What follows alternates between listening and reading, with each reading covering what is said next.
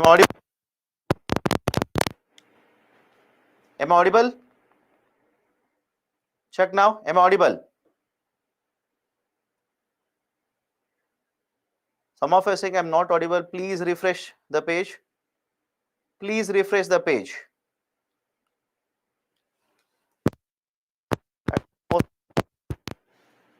Just 2 or 3 people are saying I'm not audible. Please refresh the page. I should be audible now. Rest of you are basically saying I'm audible.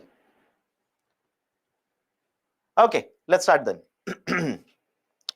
Yesterday we started with the concept of agriculture and food processing. Idea of agriculture and food processing. Now in agriculture and food processing, what we have discussed? Right? What we have discussed in agriculture and food processing, we started with the concept of MSP, minimum support price. MSP, minimum support price. By the way, if you've read the newspaper yesterday, the Jute MSP was there, right? Jute MSP announcement was there. Again, UPSC will not ask you the numbers. Please don't by heart the numbers of MSP. Okay. Now, we started with the concept of MSP. What is this MSP? MSP basically stands for minimum support price. MSP is nothing but minimum support price. Now, what is this idea for minimum support price?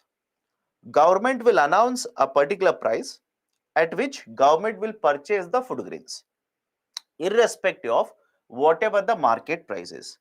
Market price could be higher than MSP or lower than MSP. So whatever is the market price doesn't matter. Government will pay this price and purchase the food grain from the farmers. Now, what is the process? Why it was introduced first? Then what is the process?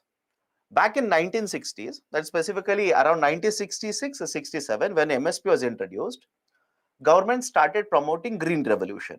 And I told you, under green revolution, the production of food crops would increase. And when the production increases, the supply to the market will increase and the market prices will start coming down. And this will have a negative effect or negative impact on income of the farmers.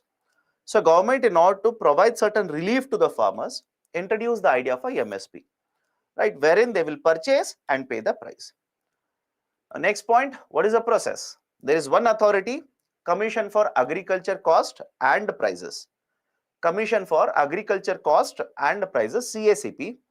And this CACP, based on various factors such as price of input, the demand in the domestic market, demand in the international market, supply in the domestic market, supply in the international market, etc. Lot of factors are considered. Based on this, the CACP will give recommendation to Cabinet Committee on Economic Affairs. And the Cabinet Committee on Economic Affairs finally will decide and announce the minimum support price for more than 20 crops. What are the crops? Yesterday I've shown you the list. Please try to remember the list. Once a question in the prelims has been asked on the list of the commodities. What commodities are there? What commodities are there? The list of the commodities question has been asked in prelims. So again, possibility is there. So please remember at least, let's say 6 to 7 commodities. The next point that I told you was central government will announce MSP.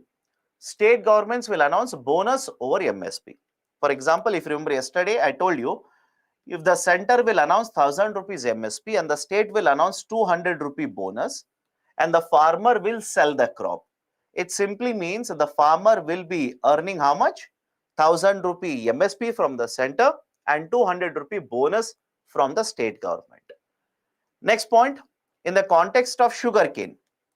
In the context of sugarcane, this is where we stop the discussion. In the context of sugarcane, the government will announce FRP, fair and remunerative prices. And I told you yesterday, the sugarcane farmers will cultivate, harvest sugarcane and sell the sugarcane to the mill owners. Now it is the mill owners who will have to pay FRP that is decided by the Cabinet Committee on Economic Affairs. Cabinet Committee on Economic Affairs. Government will not purchase sugarcane. Government will simply announce FRP, and it is this FRP that is paid by the mill owners to the sugarcane farmers. Now let me continue from here itself. Let me start from here itself. Next point here, apart from FRP, right? Apart from FRP for sugarcane, there is also SAP, State Advisory Prices. state advisory prices. Apart from FRP on sugarcane, there is a state advisory prices for sugarcane. What is the state advisory prices? The FRP is announced by the center. FRP is announced by the center. And SAP is announced by whom? Look at the name itself, you'll understand. SAP is announced by the state government. Now understand the very important point here. Generally, SAP is greater than FRP. Generally, there is no compulsion. There is no compulsion, but generally what we see is SAP, right? That is state advisory prices. It is higher than FRP. And what is the logic of having one FRP as well as the SAP for sugarcane? Whichever is higher, I repeat, whichever is higher, the mill owners will be paying that price to the sugarcane farmers. I'll repeat it. Under FRP as well as the SAP, whichever is higher, whichever is the bigger one, that is the amount that will be paid by the sugarcane or sugar mill owners to the sugarcane farmers. For example, let's say SAP is 2000 rupees, SAP is 2000 and FRP is let's say 1200 rupees. Now you tell me, if you purchase a sugarcane from me, what is the price you will pay? Start answering. Start answering. SAP is 2000 rupees. FRP is 1200 rupees. You are the mill owner. You are the mill owner. You will purchase sugarcane from me. What is the price you will pay? You will pay 2000 rupees to me. These are the points. Remember this. These are how the SAP, MRP, right, or let's say even FRP, all these concepts will work out in the agriculture sector. Please be very careful. Now, yesterday, when I was discussing certain questions, I told you, although central government announces MSP for more than 20 crops, understand this carefully. Although the center announces MSP for more than 20 crops, point number one here, MSP, there is no legal guarantee for this. There is no legally guaranteed MSP. MSP is not legally guaranteed. What do you mean? What do you mean by MSP is not legally guaranteed? There is no law, right? As of now, there is no law in India which will guarantee MSP for the farmers. Is the logic okay? Let me know. There is no law. There is no act of Government of India which will guarantee that MSP is announced by the government every year. Absolutely no legal backing. No law. There is no provision in the constitution also, which means government under its executive authority, government under its executive authority will announce MSP. Government under its executive authority will announce MSP. Can I also infer that tomorrow if Government of India wants to cancel MSP, they can do that? Is it okay? Tomorrow, Government of India might simply say, after one more year, I will not be announcing any MSP for the crop. Will it be allowed? Of course, yes. It is the government decision. It is the executive authority of the government. They can do that. That is the precise reason. In recent times, there has been a lot of demands regarding this. There has been a demand from the side of the farmer organizations that they want to have a legally guaranteed MSP. They want the government to introduce a law, and under the law, they want government to have the concept of MSP. So that tomorrow, just because government doesn't feel like paying MSP, they will not be able to withdraw the MSP. Then that is point number one. Point number two here. Point number two, there is a concept called as open-ended procurement. There is this idea of a open-ended procurement. Procurement simply means what? Purchasing. Procurement means purchasing. There is a policy that is followed by the government, open-ended procurement policy. What is this idea of an open-ended procurement policy? Follow this carefully. In case of open-ended procurement policy, farmers are allowed to sell these crops. Farmers are allowed to sell the crops to Food Corporation of India. Any farmer can take a crop, sell it to Food Corporation of India. Right? There is no compulsion on only these farmers to sell, or there is no restriction on any farmers to sell the food crops under MSP to Food Corporation of India. This policy where any farmer can sell the crop to the Food Corporation of India, that is called as open-ended procurement policy. But do not be misled by the term open-ended procurement here. Follow this carefully. Do not be misled by the term open-ended procurement. Let me ask you a simple question. MSP is announced for jute. How many of you think a farmer can take the jute, sell it to FCI? Let me know. MSP is announced for jute. How many of you think the farmer will take the jute, go to the Food Corporation of India and force the Food Corporation of India to purchase jute? No, right? You cannot force them. FCI doesn't procure jute. Why? Right? Does the government of India require jute for food distribution purposes? Let me know. Does government of India require jute for food distribution purposes? No.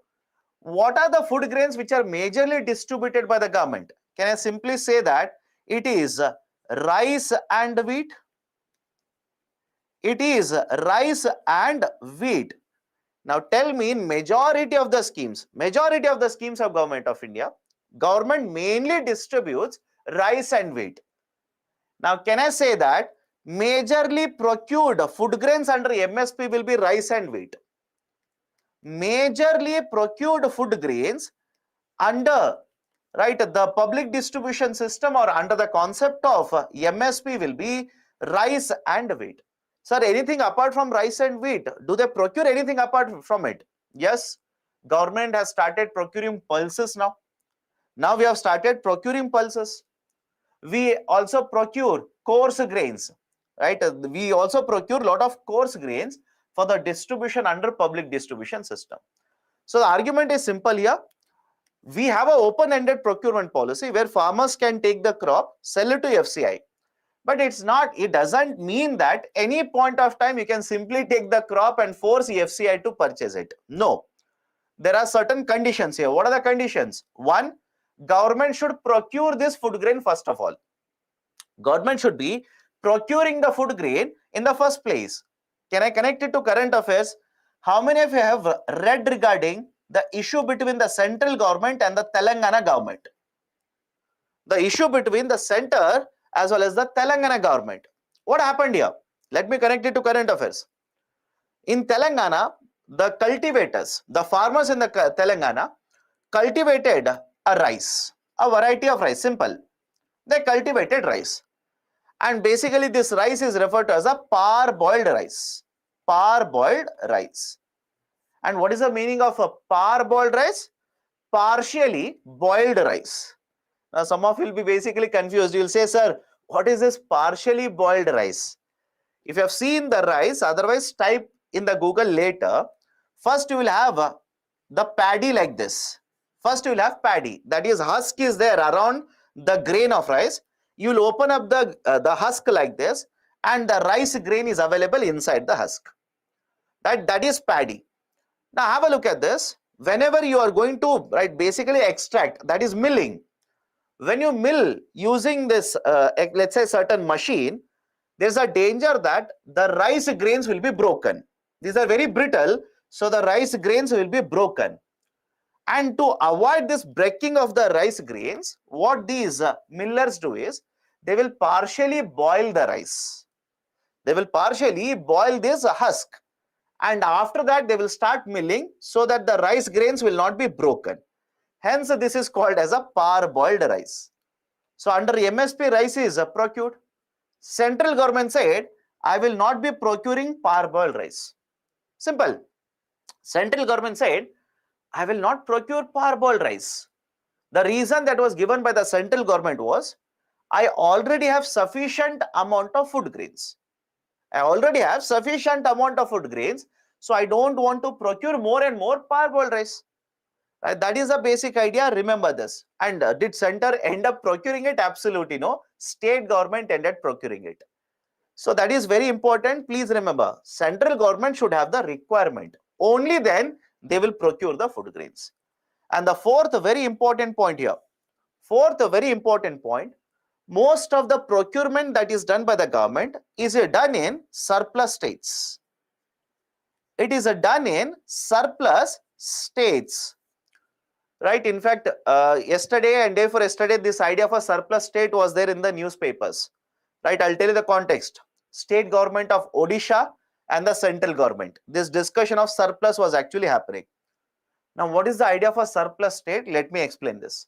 Imagine there is one state, state 1, and in the state 1, let's say there are 10 beneficiaries which are covered by the government. There are 10 people who are covered by the government to whom 5 kgs of food grain is provided. Now, is it okay if I say if there are 10 beneficiaries and every month 5 kgs of food grains have to be provided? What is the requirement of food grains by the government in this state? How much food grain does the government need to maintain in order to distribute it to these 10 beneficiaries? 50 kgs. I'm taking very simple numbers, 50 kgs. Now, what if the production in this state? Production in this state is, let's say, 200 kgs. What if the production in this state is 200 kgs? Now, have a look at this. The government requires only 50 kgs. Government requires only 50 kgs for purchasing and distribution. But the production in the state is 200 kgs. So, what will happen? This is called as a surplus state. This is called as a surplus state. Now, there is another state, let's say state 2. In the state 2, there are 20 beneficiaries. Every month I'll have to give you, or I'll have to give these beneficiaries 5 kgs. So, requirement of food grains is how much? 100 kgs. But in the state 2, only 80 kgs is produced. Only 80 kgs is produced. Now, can I simply say state 2 is a deficit state? Let me know. State 1 is a surplus state. State 2 is a deficit state. Now, some of you will ask me, sir, why only 80 kgs are being produced in state 2? How many of you believe that all the states in India can produce a rice? I hope you understand. How many of you believe that in all the states in India, they can produce wheat? Don't you think from one state to another state, soil profile will change? Climate will change. What kind of crops they can cultivate automatically will change. So there is this idea of, I hope you understand, there is this idea of some states being surplus states and some states being deficit states. Now, if government of India wants to provide food grains even in the second state, can I now say that they will procure more and more in surplus states, move the food grains to the deficit states? Let me know. I'll repeat the statement here. If government of India wants to ensure that they will be providing food security even to the beneficiaries in the second state, the government will procure more food grains in the surplus state, move them across the state border, transport them across the state border to the state 2 and start distributing in the deficit state. Right? So the movement will happen from the surplus to deficit. Now look at my next point. If procurement is very high in the surplus state, you tell me farmers in the state 1 will be benefited or not? Simple question. If procurement is high in state 1, surplus state, will the farmers from state 1 benefit or not? Right? Of course, yes. State 1. I am asking about state 1. If procurement rather than 50 kgs, the center will procure 100 kgs. They should have only procured 50 because that is a requirement in the state 1. But they will not just stop at 50, they will go up to 100, which means farmers will be getting, right, MSP. More number of farmers will be getting the benefit of MSP in state 1. What about state 2? Right, comparatively less number of farmers or lesser benefit or lesser procurement is being done in the state 2. Right, so that's the reason I will use a statement. Please look at it now and let me know whether I'm correct or not. Procurement is mainly centered about rice and wheat, and mainly it is the farmers from the surplus state who will get the maximum benefit of MSP because the center procures a large quantity of food grains from the surplus states. Any example of a surplus state? Punjab. Haryana, Madhya Pradesh, Uttar Pradesh, all these are basically examples of surplus states. Lot of cultivation of rice, wheat, etc. happens in these states. Right, done. So these are certain very, very important points regarding the concept of MSP, minimum support price. Now let me add to this, right, basically a discussion about a descriptive question. I'll come back to this, don't worry. Should we provide legal backing to MSP? There is this argument that Government of India should provide the legal backing. That is, it should be legally identified, legally recognized, and legal backing should be provided to MSP. Now the question is, should we do that? If I do that, what is the benefit? What is the advantage? And if I do that, what is the concern? What is the disadvantage? Let me start with the advantages here. If Government of India provides MSP, announces MSP, and starts providing a legal backing, does it not mean that all the farmers now can sell it to Government of India? Whether it is a crop X, Y, Z, doesn't matter, because there is a legal recognition now. Because there is a legal recognition now, right? Will all the farmers, will they be able to sell the crops to Government of India? Of course, yes. They can sell these crops, whether the government wants it or not doesn't matter, because there is a legal recognition to the MSP now. So what will happen? Farmers will be provided with certain guaranteed returns here, right? All the farmers can sell their crop, and the farmers will be earning certain guaranteed returns. Right now, some of you will ask me, what is meaning of guaranteed returns here? Simple question to all of you. Between MSP and market prices, you tell me, where do you expect guaranteed earning? I'm writing two prices here, MSP and the market prices. Where do you think there is guaranteed amount of income you are going to earn? Is it okay, MSP? MSP, right? Because Government of India has announced 1000 rupees MSP, whatever be the market price, and there is no guaranteed market price. Sometimes it will be higher than 1000, sometimes it will be lower than 1000. There is no guarantee. But here, if MSP is 1000 rupee, irrespective of the market situation, government will pay 1000 rupees to you. So point number one, farmers will be guaranteed with certain amount of income. Point number two, all the farmers, whether the government wants it or not, doesn't matter now. All the farmers now will be able to sell their crops to the Government of India. Government will have to pay money to all the farmers here. Right? Farmers from other states will also start getting the benefit, not just from surplus states. Third one, it will address the issue of distress in the agriculture sector. What we are seeing right now, let me connect it to current affairs. How many of you think onion farmers have earned a good amount of returns? Let me know. In the last 2 or 3 months, how many of you think onion farmers, potato farmers, or tomato farmers have earned a good amount of returns? Absolutely no. Absolutely no. Now, what is the issue here? A farmer will basically take a loan, cultivate the crop, sell the crop, earn money, and repay the loan. Is the sequence okay with all of you? Just like what we have discussed in case of companies. Farmer will take a loan, cultivate, sell, earn, and repay the loan. Now what has happened? The farmer has taken the loan. By the time they sell it, the market prices have crashed. Market prices have crashed. Right? From where will the farmers earn sufficient amount of income to repay the loan now? Don't you think that is one of the contributors of the distress in the agriculture sector?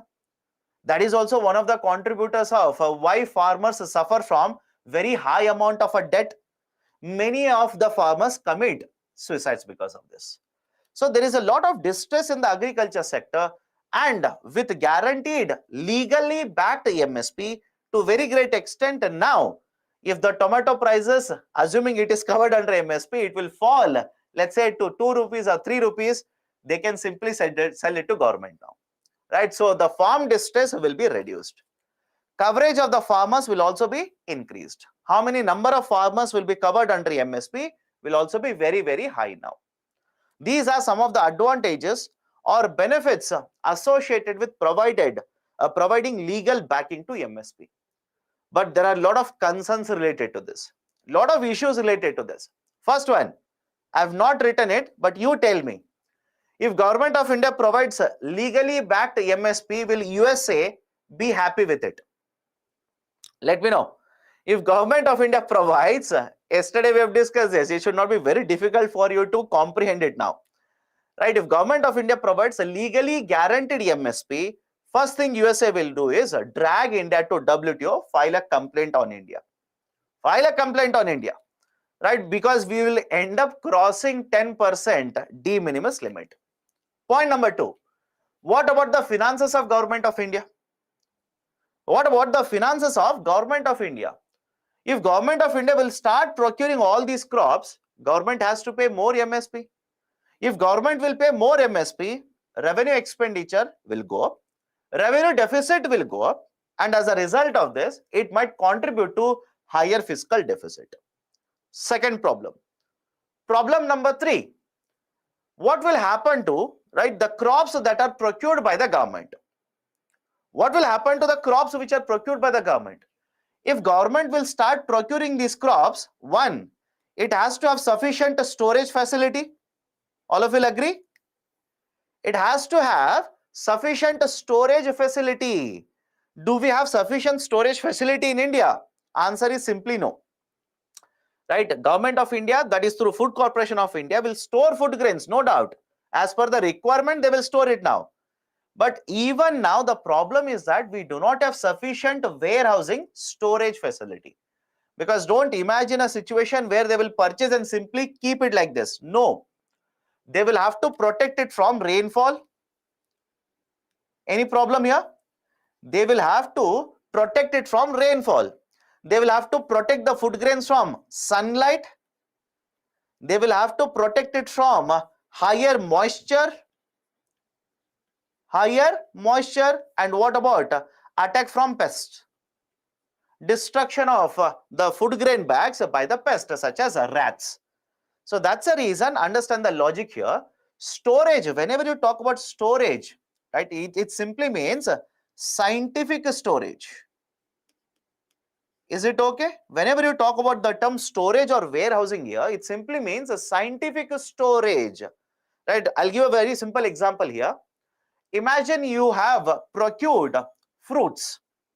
Imagine you have purchased the fruits. How many of you believe that you can keep the fruits in the open air? That is called as storage. Let me know. Right? Apply to your own house, you will understand it. Right? Now mangoes will start coming. Right? You will have many of these fruits. Can you keep these particular fruits in the open air for a longer duration? No. Right? Quality will be lost. So for that purpose, you will have to have a cold warehousing, scientific warehousing. Right? That's a basic idea. So argument here is simple. If government will purchase these food grains, where is the storage capacity? Do we have sufficient storage capacity? Absolutely no. Right now, Food Corporation of India takes a private sector warehouses on rent. I'll repeat it. Right now itself, even though we are not procuring all the food grain, Food Corporation of India, they have their own warehousing capacity. But they will also take the private sector warehouses on rent and they will pay this particular rent. Right? So there is already a burden on Food Corporation of India. Now imagine, right, what will happen if every farmer will come to the government and start selling it. Right? And now, next, how MSP will be decided? That's also very important. How much MSP will be given by the government? I'll discuss this, just have patience. I'll discuss how MSP is decided, what is the issue, I'll tell you. Just have patience. How much money will be paid by the government? How MSP will be decided, that is also very, very important. Burden on the government will suddenly increase. Impact on the traders in the market. Let me explain this. Follow this very carefully. Let me explain this. Let's start. Here is Food Corporation of India and here is a private company which will purchase the food grains. Right? For example, I'm pretty sure all of you seen food grains being sold by, right, more superstores. Food grains being sold in multiple, right, let's say stores, private sector stores, etc. Now, from where will they purchase the food grains? Basically from the market. right? Reliance will purchase from a trader. Trader would have purchased it from a farmer. Now, if I'm a farmer, if Government of India is providing me with guaranteed MSP, is it okay if I say that I will sell more and more food grains to Food Corporation of India? Let me know. Rather than being dependent on the market, because government is providing guaranteed MSP to me, I will sell more and more food grains to Food Corporation of India. Now, if farmers will sell more and more food grains to FCI, what will happen to the supply in the market? What will happen to the supply in the market? Supply in the market automatically will go down. And if the supply goes down, you tell me what is the price that will be paid by the traders? The private companies, private operators, how much price will they pay? They will pay lower price or higher price? They will pay higher price. Let's say Reliance company has paid more money, purchased wheat from the farmer. Now, will they not sell the same wheat to the customers in the market at higher prices now? I hope you understand. Will they not increase the selling price that they will charge to the customers now? Of course, yes. That is how the business will work out. Now, it will have a huge impact on purchasing activity of the traders, point one. Second, it might cause even food inflation in the market. It could simply contribute to food inflation in the market. Right, so these are some of the very important issues or concerns related to providing guaranteed MSP, or let's say legally guaranteed MSP to the farmers. And that's a precise reason. Again, I'll repeat it. As of now, we do not have a legal backing to MSP, because there are a lot of concerns related to this idea for providing legal recognition to MSP. Government says, I'm not going to withdraw MSP. I hope you understand. Let's look at both the sides of the argument, right, so that you will have clarity. And always try to give clarity in your answers. So argument is, government says, I am not going to withdraw MSP. Please look at what I've done in the last 4 to 5 years. Look at my procurement. My procurement in the last 4 to 5 years has actually increased. It is not a symbol that I'm going to withdraw MSP. It doesn't signify that I'm going to withdraw MSP. But farmers are concerned that because there is no legal recognition to MSP, tomorrow Government of India might simply say no MSP. I hope you understand. The farmers are concerned that because there is no legal backing to the MSP, tomorrow the Government of India might simply say no MSP henceforth. I will not, right, provide any amount of MSP to the farmers. There is a concern. There is a concern. This is the argument of the government. Now, how is the MSP decided by the Government of India? Right, what is the pricing formula that they will take in deciding the MSP? Now, I've written 3 formulas here. Follow the discussion here. One is A2, second one is A2 plus FL, third one is C2. And those who have read the newspaper will be very conversant, very much aware about these prices. One is A2, second one is A2 plus FL, third one is C2. But be very, very careful here. Are these the only 3 prices that are recommended by CACP? I repeat my statement here. Are these the only 3 prices which are recommended by CACP? Absolutely no. Absolutely no. Right? There is a A1, there is a A2, there is a A2 plus FL, there is a C1, there is a C2, there is a C2 star, etc. like this. But for Civil Services GS paper 3, do not worry about all of it. Focus only on 3. Let me explain all the 3 here. Now let's start. I'll just take a simple example to make you understand it. Let's say hypothetically, I'm fed up with teaching. Right? I'm fed up with teaching because doesn't matter whatever I teach, you keep on asking question. I'm fed up. I've reached the stage of nirvana. So what I'll do today, I will stop teaching. I will go to my village. I'll drag my wife also along with me, and I'll start cultivating. I'll start production in the agriculture sector. Now, simple question to you people, start answering now. If I start cultivating, will I require certain inputs or not? Simple idea. Will I require certain inputs or not? Sir, what kind of inputs? Let's say I will purchase, right, seeds. I'll purchase, right, fertilizer. I will require irrigation, that is electricity. I will also use labor. I will also use labor. I'll just throw arbitrary numbers here just to make you understand. Nothing, the UPSC will not ask you calculation. It's not important, just to make you understand. Let's say seeds will cost me 100, fertilizer 200, electricity 300, and labor, imagine 200 rupee per unit. 200 per unit of labor. I've used 2 labor. So what will be the cost of labor? 400 rupee. So have a look at this. Right, these are the inputs and this is the money I'm going to spend on inputs. So what is the amount I'm going to spend on the inputs here? How much money will I be spending on the inputs? I'll be spending 1000 rupee on the inputs.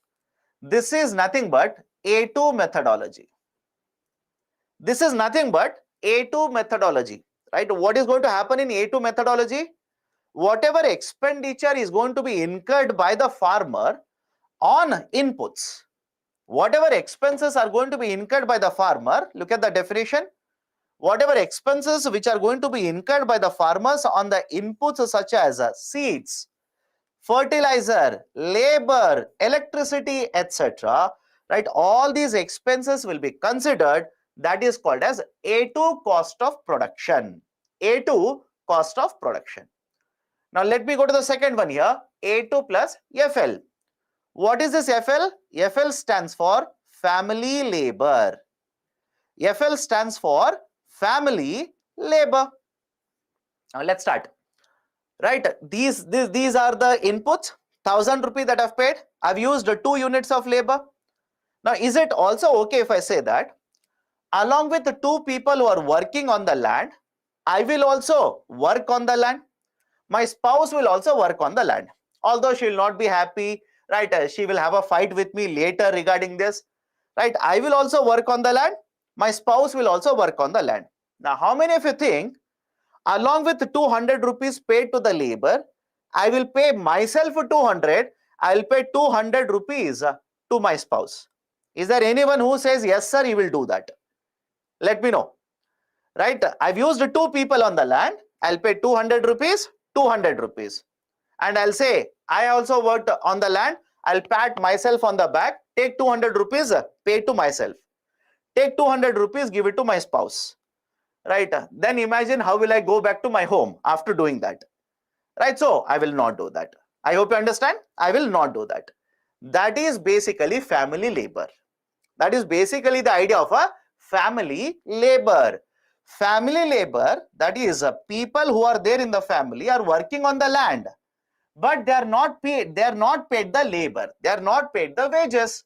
That is where the second methodology will come. I'll take the same numbers: 100 plus 200 plus 300 plus 400. Now I will count myself plus 200. I will count my spouse also plus 200. What is the value now? 1400. This is nothing but A2 plus FL. Any problem in this? This is nothing but A2 plus FL methodology. Right? And remember this, it is this A2 plus FL methodology that is used by the government to announce MSP right now. From the last couple of years, it is this A2 plus FL that is used by the government to announce MSP. Right? How much is the MSP announced? Government will give you the formula like this. MSP is equal to 150% of A2 plus FL. MSP is equal to, right, 150% of A2 plus FL. Now in this example, how much is A2 plus FL? 1400. 150% of 1400 will be how much? 2100 rupees. This is how MSP is decided by the government. This is how MSP is announced, decided, announced by the government. Whenever this crop will be procured, government will be paying 2100 rupees for the crop. Done, right? So this is A2 plus FL. Then there is C2. Very, very comprehensive. Very comprehensive. What is a C2? In case of C2, anyways you will count all of this. That is the cost on the family labor, cost on the inputs, you will count all of it. But in addition to this, imagine you are cultivating on your own land.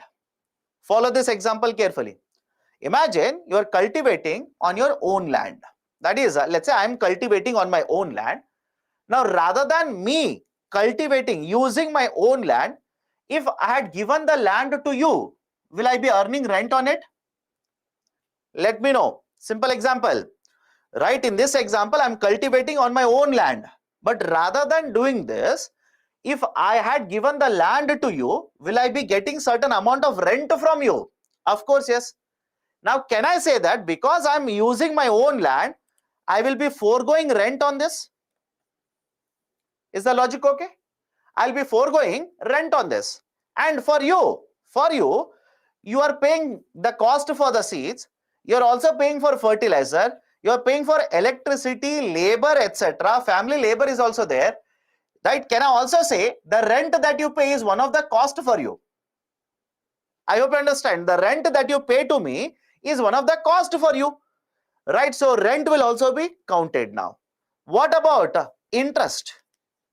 What about interest? Sir, what do you mean by interest here? Let me give a very simple example. Imagine I have 100 rupee.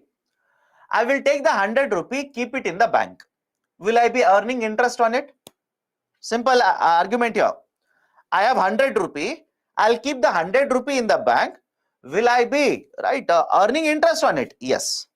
Rather than this, I will use 100 rupee to purchase a tractor. I will use 100 rupee to purchase a tiller. I will use 100 rupee to purchase certain equipment. Now you tell me, will I be earning interest on the tractor? Will I be earning interest on a tiller, etc., etc.? So answer is no, which means I am also foregoing. I am also foregoing by investing in the agriculture. I am also foregoing certain interest. You will have to count that as well. Right? So the rentals which have been foregone or earned, interest that has been foregone or earned, apart from all these factors, apart from the labor cost, electricity cost, fertilizer cost, family cost, etc. Now based on this, can I say that C2 will be greater than A2 plus FL? Let me know. Based on this discussion, can I say that C2 will be greater than A2 plus FL? So if they ask you in terms of sequencing, remember this, C2 is the highest, and below C2 we have A2 plus FL, and below A2 plus FL we have A2. But right now Government of India announces MSP based on A2 plus FL, that is 150% of A2 plus FL. This is how CACP will give recommendation to Government of India, Cabinet Committee on Economic Affairs, and the Cabinet Committee on Economic Affairs will decide, will they pay 100% of MSP or 100% of cost of production in the form of MSP?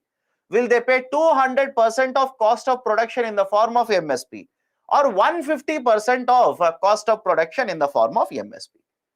This is the basic idea how MSP is decided by Cabinet Committee on Economic Affairs. Now, does this point make sense to you now? Have a look at this. Under the concerns, will this first point make sense to you? If Government of India provides a legal guarantee to MSP, how much money will be paid by the government? It also depends upon what is the MSP decided by the government. How much is the MSP decided by the government? Will government now shift it to, let's say, A2 as a cost of production? Right? Will Government of India continue with 150% of A2 plus FL as a cost of production? Right? Will government continue with or reduce it to 100% of A2 plus FL, right? Count it as a cost of production and calculate MSP on this. That also will have an impact on this. Okay, so that is basically the point here. Remember this. Now, last point regarding this, right? There is certain observations that have been given by Niti Aayog in one of the reports. Please note the observations. Remember the observations. In case of India, more than 80% of the farmers have the knowledge about MSP. In India, more than 80% of the farmers have the knowledge about MSP. But remember this, more than two-thirds of these farmers, more than two-thirds of the farmers, rather than selling it to the government under MSP, will sell it in the open market, will sell it to anybody else in the market. Is it okay? This is what Niti Aayog says. One, more than 81% of the farmers, that is more than 4/5 of the farmers in India, have the knowledge about MSP. But two-thirds of the farmers do not sell it to government. They will sell it to anybody else in the open market, others in the market. Why? Why? Right? The question is why? Why is that despite having MSP of the government, why will the farmer sell it to others in the market? One, government majorly procures rice and wheat. I hope you understand. Government majorly procures rice and wheat. What if you have cultivated jute? Right? There is no way you can sell it to government now. Second, in many of the states, what generally happens is government will procure and make the payment of MSP on the same day. Understand this. In many of the states, right, when the food grains are procured, the payment is done on the same day. There are certain situations wherein government will procure and make payment after 5 days, after 7 days, after 30 days. Now, if you're a farmer, will you prefer the payment on the same day or after 7 days? Or after 3 days, even after 3 days? You tell me. Right? What would you prefer? As a farmer, what would you prefer? You will prefer the payment on the same day. Now, if the government says, I will not be able to pay it on the same day, I'll require 3 days, I'll require 5 days. Will you sell it to the government or will you sell it in the market? Right? Argument is that. And understand this, majorly the procurement is centered in surplus states. We have discussed this. Majorly, the procurement is centered in the surplus states. What about farmers in other states? Right? So these are some of the reasons why, right, more than two-thirds of the farmers sell these crops through their own requirement or through their own means, that is in the market, not to the government, to somebody else. What are the other points related to MSP? HLC. HLC stands for High Level Committee. High Level Committee. HLC stands for High Level Committee. HLC headed by Shanta Kumar. There's a committee recommendation. We'll come to that in some time. Have patience. So HLC headed by Shanta Kumar has pointed out that only around 6% of the farmers are able to get the benefit of MSP in India. And as per 77th round of NSSO, the percentage of the output sold by the households under MSP varies between 0% to around 25%. Right? For some of the crops, none of it is sold under MSP. For some of the crops, 1/4 of the total production is sold under MSP. Okay, right? So these are certain other important points regarding the concept of minimum support price. Done? So this is a discussion regarding, right? This is a discussion regarding the concept of MSP. Please be very careful. Questions have been asked in the past and they will continue to be asked even in the future regarding MSP.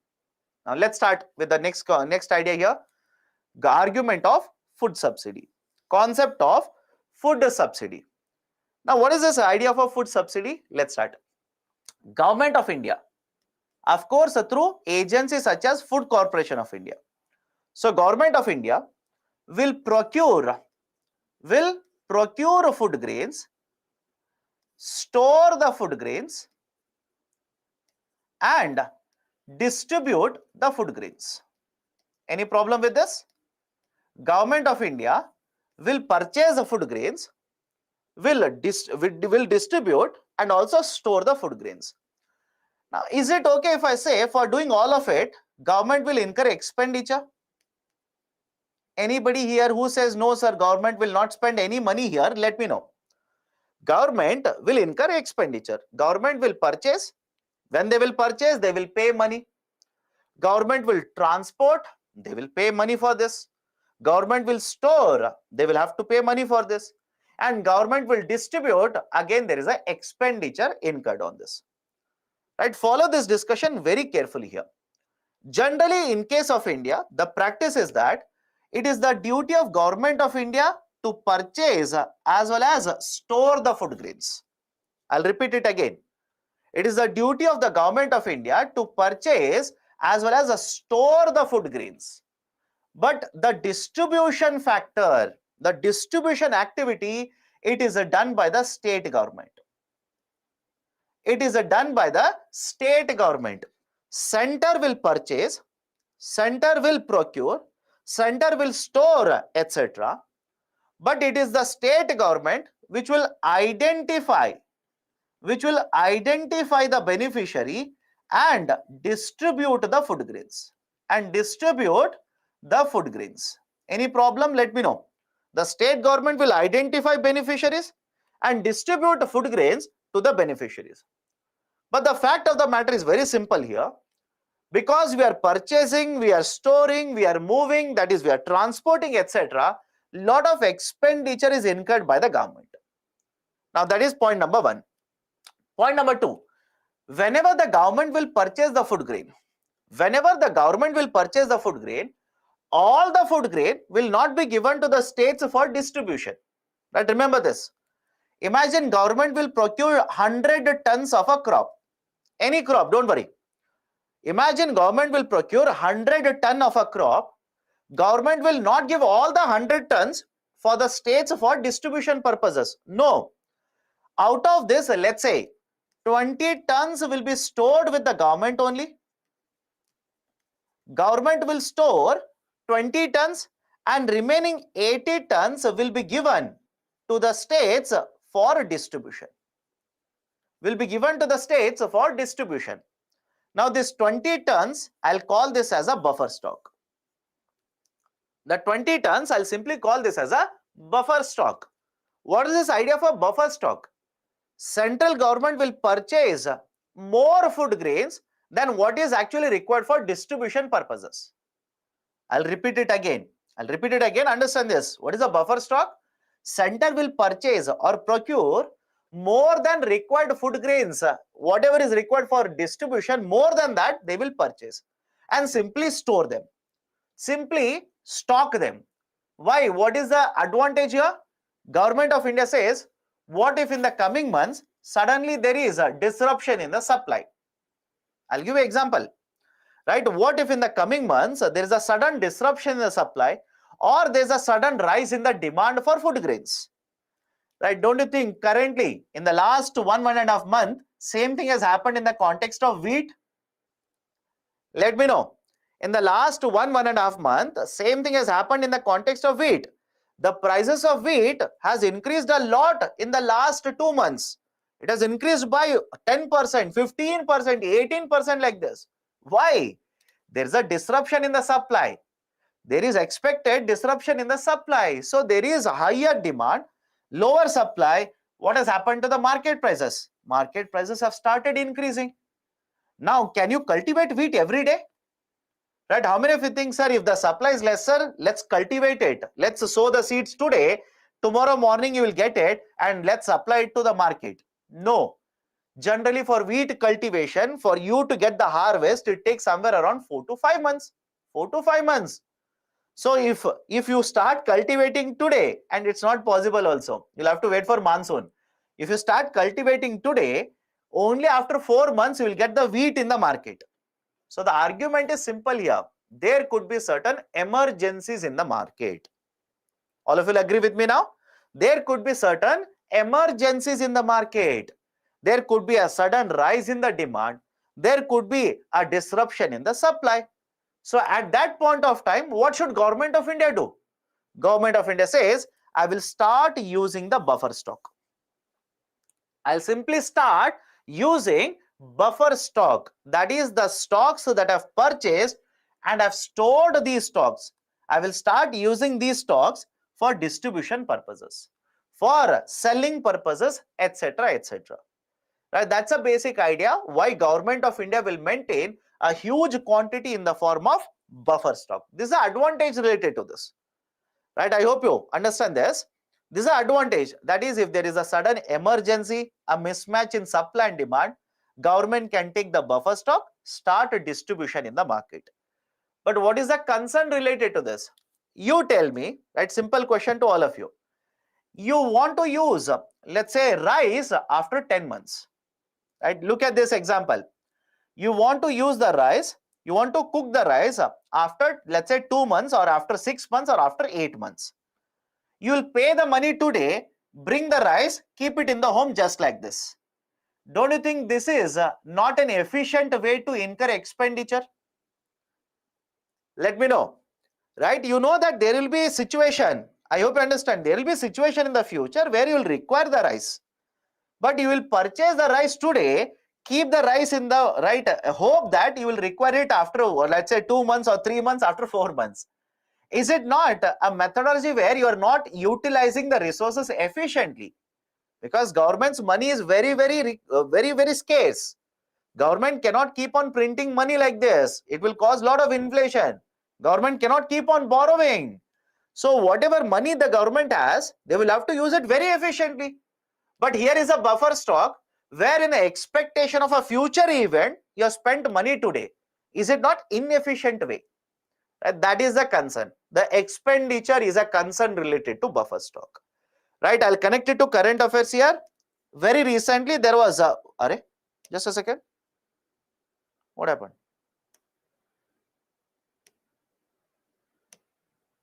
Okay. Suddenly the slide has skipped. Okay, I'll come back to this. Don't worry. Okay, we are here. So very recently, there was one current affairs discussion. Open market sale scheme. Open market sale scheme. Right, again I'm saying you may not find it in the books, but this was there in the current affairs now. Open market sale scheme. Right, open market sale scheme is basically a process wherein Food Corporation of India, FCI, Food Corporation of India will take the buffer stocks, or will take the stocks which are stored by the government, will auction them or sell them in the market. Will sell it to, right, let's say traders in the market, so that the supply of the crops suddenly increase. Any problem with this? Let me know. There is a scheme of Government of India, Open Market Sale Scheme, OMSS, which is conducted by FCI. What is the objective of Open Market Sale Scheme? The Food Corporation of India will take the food grains that they are storing, sell it in the market in order to increase the supply of these food grains in the market. That is what exactly has been done very recently in case of wheat. Food Corporation of India sold wheat under the open market sale scheme in order to increase the supply of wheat. Supply increases, market prices will automatically start cooling down. Right? This is basically the usage of buffer stocks that are maintained by Government of India. Now, what is this idea of a food subsidy? Let's start. What is this idea of a food subsidy? How food subsidy is calculated? Right? Follow this carefully. Follow this very carefully. There is one term called as issue price. There is a term called as issue price. Sir, what do you mean by issue price? Under the public distribution system, PDS, under public distribution system, government will provide food grain, let's say rice, to a beneficiary. Government will provide rice to a beneficiary. Until last year, not this year, until last year, government would impose and collect 3 rupees from the beneficiary. 3 rupees per kg from the beneficiary. Right? I hope you understand this. So under PDS, last year, this year it has been made free of a cost. I am updating current affairs, read it. This year, it is free of a cost. Right? Only for this year. Again, you do not know what will happen by the end of December, etc., etc. So as per NFSA, National Food Security Act, the government will provide rice at 3 rupees per kg to the beneficiary. I will call this 3 rupee as the issue price. Any problem with this? Let me know. I will call this 3 rupee as an issue price. What about wheat? Under National Food Security Act, wheat will be provided at 2 rupees per kg. 2 rupees per kg. And coarse grains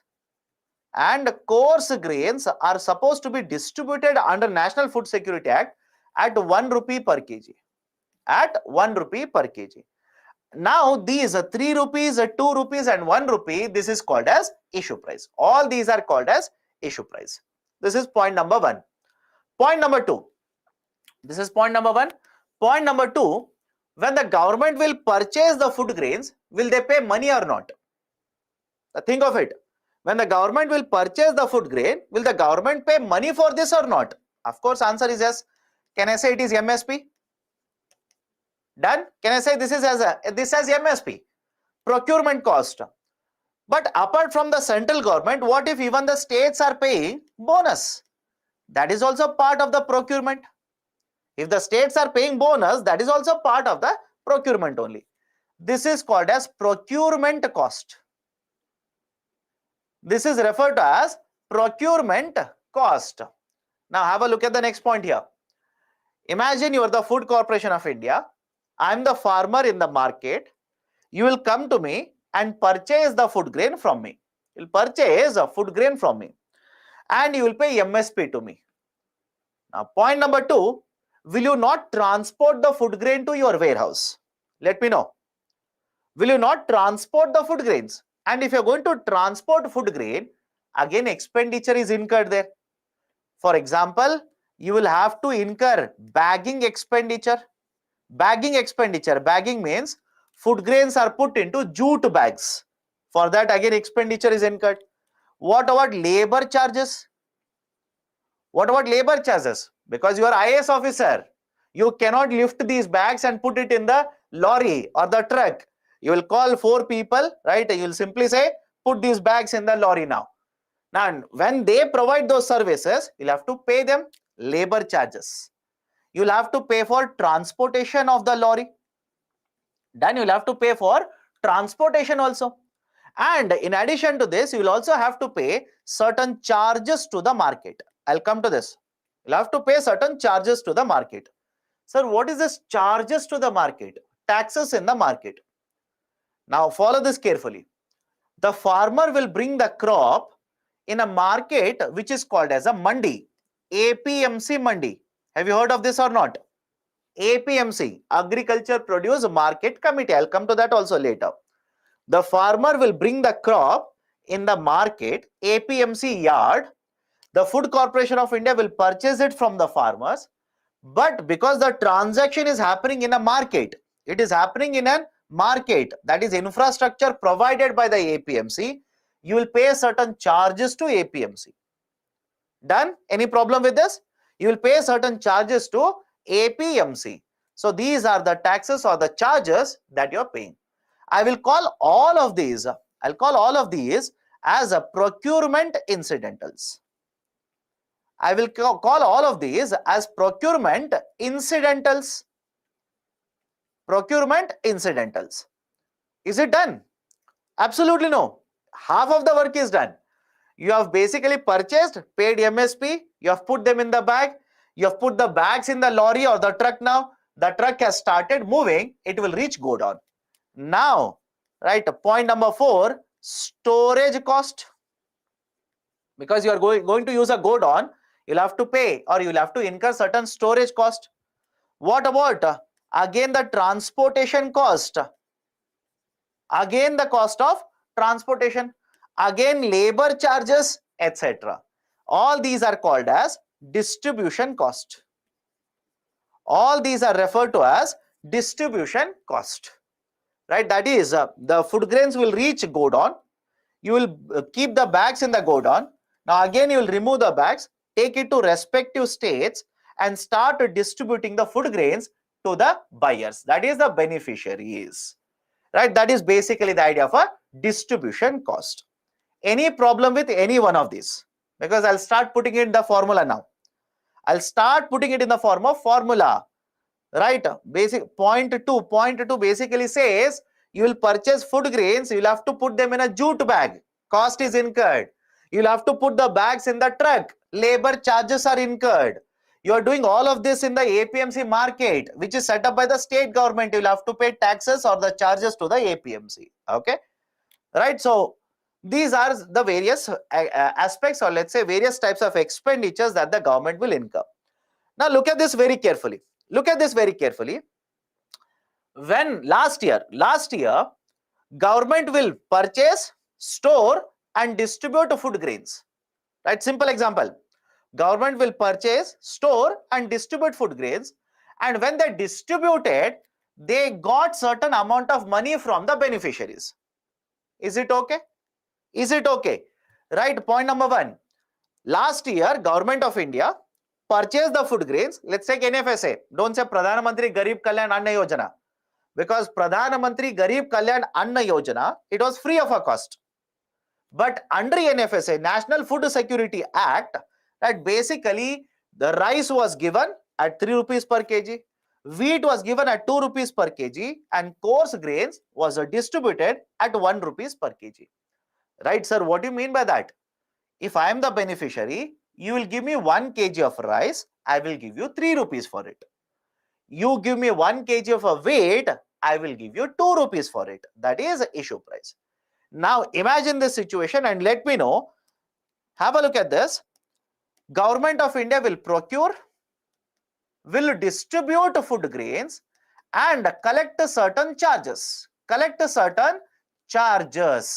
Issue prices. Right? So until last year, government used to earn a certain amount of money. But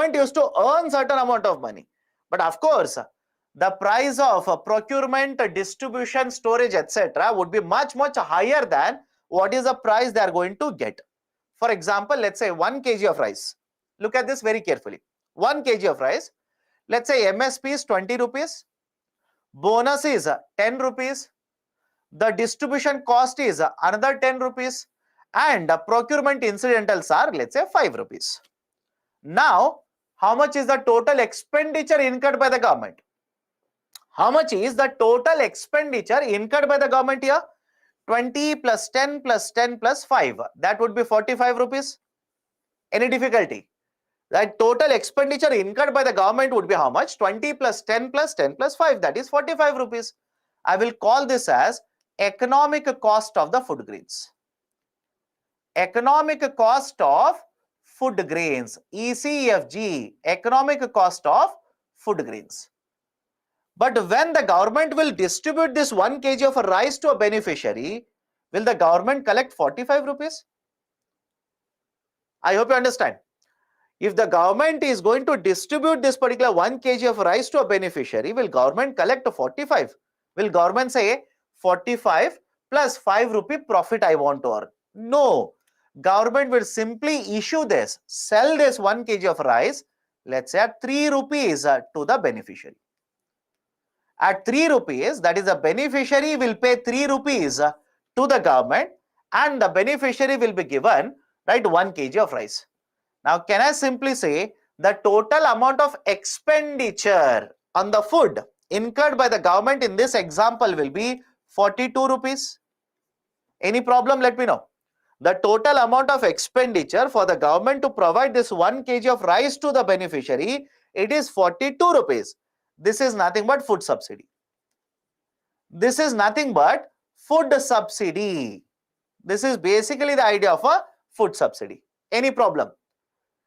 Right. Bonus is given to, my dear, please revise. You are not revising. It simply means you are not revising. We have discussed bonus yesterday. In the morning also I told you bonus is given by the state government to the farmers who will sell it. Right. So the example, in this example, what is the food subsidy incurred by the government here? Food subsidy incurred by the government is 42 rupees. Point number 1. Point number 2. What if Government of India increases MSP? Let me know. What if Government of India increases the MSP? What will happen to food subsidy incurred by the government? Assuming everything else remains same. Nothing changes. Only MSP increases. You tell me what will happen to food subsidy of the government? It will increase. All of you will agree? It will increase. What if petrol and diesel prices will go up in the market? What if petrol and diesel prices will go up in the market? What will happen to food subsidy of Government of India? It will increase. It should increase, by the way. Sir, how it will increase? Cost of transportation. Cost of transportation. So understand the problem here. Over last decade, in the last decade, Government of India has kept on increasing MSP. Right? The petrol and diesel prices have varied, but the issue price has not changed. Issue price has not changed. Under NFSA, National Food Security Act, which was introduced from 2013, government has announced issue price of 3 rupees per kg of rice, 2 rupees per kg of wheat, and 1 rupees per kg of coarse grains. Issue price has not changed, whereas MSP has increased, cost of transportation has increased. Now, don't you think food subsidy bill of Government of India will be higher? Food subsidy bill of Government of India would be higher. Now, let me complicate it a bit more here. Have a look at this. Government of India runs a public distribution system. Under public distribution system, we have 5 kgs of food grains which are issued at issue price. Right? And we also have Pradhan Mantri Garib Kalyan Anna Yojana. Pradhan Mantri Garib Kalyan Anna Yojana, where there is no issue price is zero. Right? During the pandemic, Government of India introduced Pradhan Mantri Garib Kalyan Anna Yojana, under which the 5 kgs of food grains are provided free of a cost. Absolutely no charges. Now you tell me what will happen to food subsidy bill of the government. Food subsidy bill of the government will balloon. I hope you understand. Food subsidy bill of the government will balloon, will increase by a lot. Now look at the beauty of the policy followed by the government now. And look at the beauty of this policy. Government for this year said, we will not have Pradhan Mantri Garib Kalyan Anna Yojana. I hope you understand. Government said, we will not have Pradhan Mantri Garib Kalyan Anna Yojana. I'll take the same number and think of this, where let's say 45 rupees worth of food grain is provided free of a cost. 45 rupees worth of food grain is provided free of a cost. Rather, what I will do is, I will subsume Pradhan Mantri Garib Kalyan Anna Yojana under National Food Security Act, NFSA, National Food Security Act. Now, people will rebel against it. People will oppose it. People will say this is not a people-friendly government. This is anti-people government, anti-poor government, etc., etc. But what government said is, I will subsume it under the NFSA. I will make this 5 kgs of food grain under NFSA free of a cost. Understand this carefully.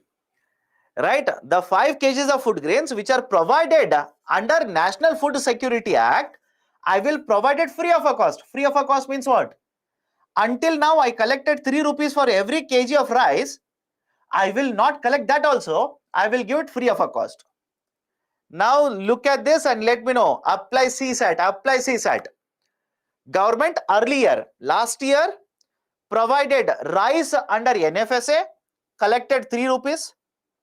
Government, right, would also distribute under Pradhan Mantri Garib Kalyan Anna Yojana and collect 0 rupees under this. Now government says, I will not have Pradhan Mantri Garib Kalyan Anna Yojana, I'll bring it under NFSA. And because, right, it is brought under NFSA, I will provide food grains, 5 kgs of food grains free of a cost. Now you tell me, because of this, will the subsidy burden of the government increase or decrease? Let me know. Because of this, will the subsidy burden of the government increase or decrease? Right? Think of it. Apply CSAT knowledge, think of it and let me know. The subsidy burden of the government will decrease. It will not increase. It will decrease. Let me prove it. Let me prove it to you. Subsidy burden of the government will not increase. It will decrease, my dear. You'll ask me, how, sir? Very difficult. How?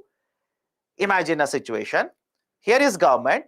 I'll take simple numbers so that you understand. You take 45 rupees only. Right? Here is a beneficiary. This beneficiary will be provided, let's say, 1 kg of rice. 1 kg of rice under NFSA.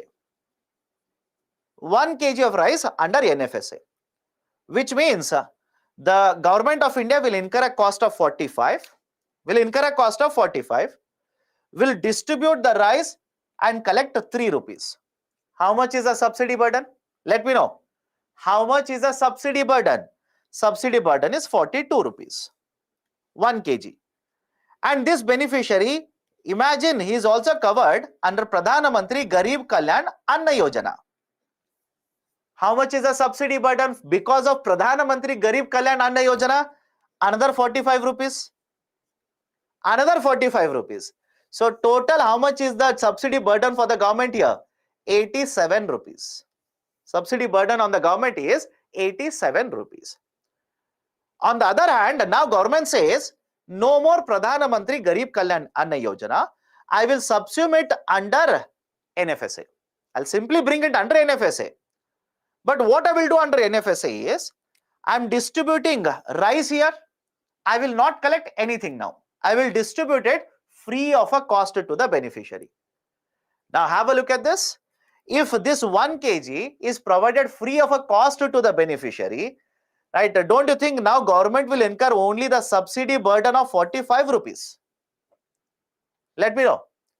Right, don't you think the government of India will incur a subsidy burden of only 45 rupees per kg rather than incurring earlier 45 plus 42? Now you tell me, under this mechanism, the new mechanism where the Pradhana Mantri Garib Kalyan Anna Yojana has been brought under the NFSA, will the subsidy burden increase or decrease for the government compared to last year? Compared to last year, subsidy burden will come down. Subsidy burden will actually come down, right? So remember, it's basically a fiscally prudent move. Fiscally, it makes sense for the government. Government has beautifully placed it like this, marketed it like this, say that free of a cost. I will give you 5 kgs free of a cost now. Right? Don't worry, everybody under NFSA will get free of a cost. Right? But what is the move on the other side? The Pradhana Mantri Garib Kalyan Anna Yojana, it has been subsumed. Right? It has been subsumed under NFSA now. Done? Okay. Right? So that is the discussion in the current affairs. Please be very careful. Please be very careful. And it has been proven. It has been proven with the data. They have proved it. Again, assuming nothing else changes in next year. I hope you understand. Nothing else will change. Right? Assuming it remains the same like last year, government will have more savings, or the burden of the government of India under free food grain subsidy will actually come down. Okay. So that is the discussion regarding the concept of food subsidy. Have a look at the slide here. Food subsidy, how do we calculate it? First, you will calculate economic cost of food grains. That is the total cost which is incurred by the Food Corporation of India. It will consist of acquisition cost, distribution cost. Acquisition cost, basically it includes the procurement cost, procurement incidentals, etc., as well as the distribution cost. Right? A food subsidy. Food subsidy is basically, right, the subsidy that is incurred by the government when the food grains are distributed, and even on that where food grains are procured and stored in the form of the buffer stock. Is it okay? The food subsidy is basically the subsidy on government distributing the food grain plus that the expenditure that they have incurred on the buffer stock. That is basically how the food subsidy is calculated by the government here. Okay. So please be very, very careful. I think I've given a graph here. Let me see. Have a look at this. Please have a look at this. Initially, when we introduced the concept of NFSA, when we introduced the concept of National Food Security Act, we expected that the food subsidy bill for the government of India would be somewhere around 90,000 crore rupees. Somewhere around 90,000 crore rupees. But have a look at what has happened to food subsidy bill or food subsidy burden of government of India. The food subsidy burden or the bill for government of India has kept on increasing. Now you tell me, food subsidy bill, is it a part of capital expenditure or revenue expenditure? I hope you understand. Is it a part of capital expenditure or revenue expenditure? It is a part of revenue expenditure.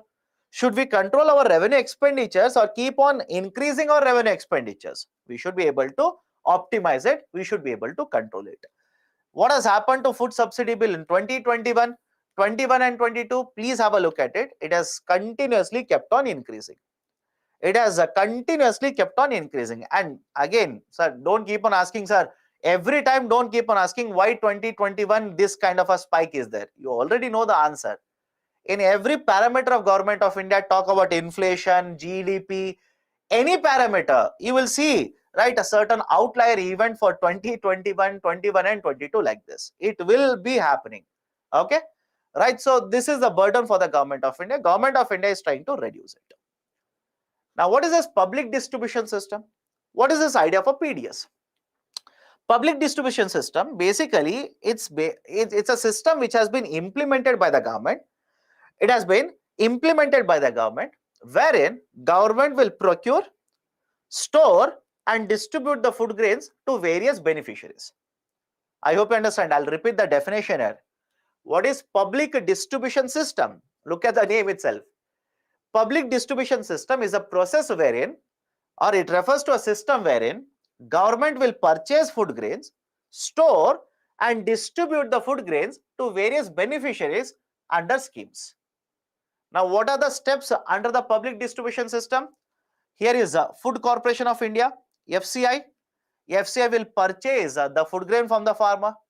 Now, center will basically allocate the food grains to the state government, because the state government has the duty of identifying the beneficiaries. I'll repeat. The food grains has to be distributed by the state government, and the state government has the duty of identifying the beneficiaries. So state government will be setting up fair price shops, and these fair price shops will be distributing these food grains to various beneficiaries. This is basically how the public distribution system will work. But let me add one more point here. Whenever procurement is done, procurement means purchasing. It is done generally in two ways. One is called as a centralized procurement. One is referred to as centralized procurement, and the second one is called as a decentralized procurement. One is centralized, second one is decentralized procurement. What happens in a centralized procurement? Food Corporation of India or central government agencies will procure the food grains. Simple. Look at the name there. Centralized procurement. So the Food Corporation of India or the agencies of the central government will procure the food grains. Now we will allocate food grains to various state governments. What about decentralized procurement? The state government agencies, the state government will procure food grains, give it to FCI, allocate it to Food Corporation of India. Now, Food Corporation of India will distribute these food grains for various state governments. Any difficulty, let me know. Right? A centralized procurement, central government agencies such as Food Corporation of India will purchase. What about a decentralized procurement? State government agencies will procure, give it to FCI. We'll simply refer to this as central pool of food grains. FCI, right, will basically take all these food grains. This is called a central pool of food grains. Now it is the Food Corporation of India which will simply allocate it to the state governments. Now many of you will ask me, sir, why is the state government doing it? What is the advantage for the state government, etc., etc. Right, the central government will pay charges, commission. Charges or commission will be paid to the state government whenever there is a decentralized procurement. Is it okay? Right, the central government will basically be paid commission or charges by the central government whenever the procurement is done. So centralized procurement, decentralized procurement. Now let's start. There is this idea of a NFSA, National Food Security Act. Now understand this, it is an act. I hope you understand the problem here. It is an act. Under act, various provisions are there.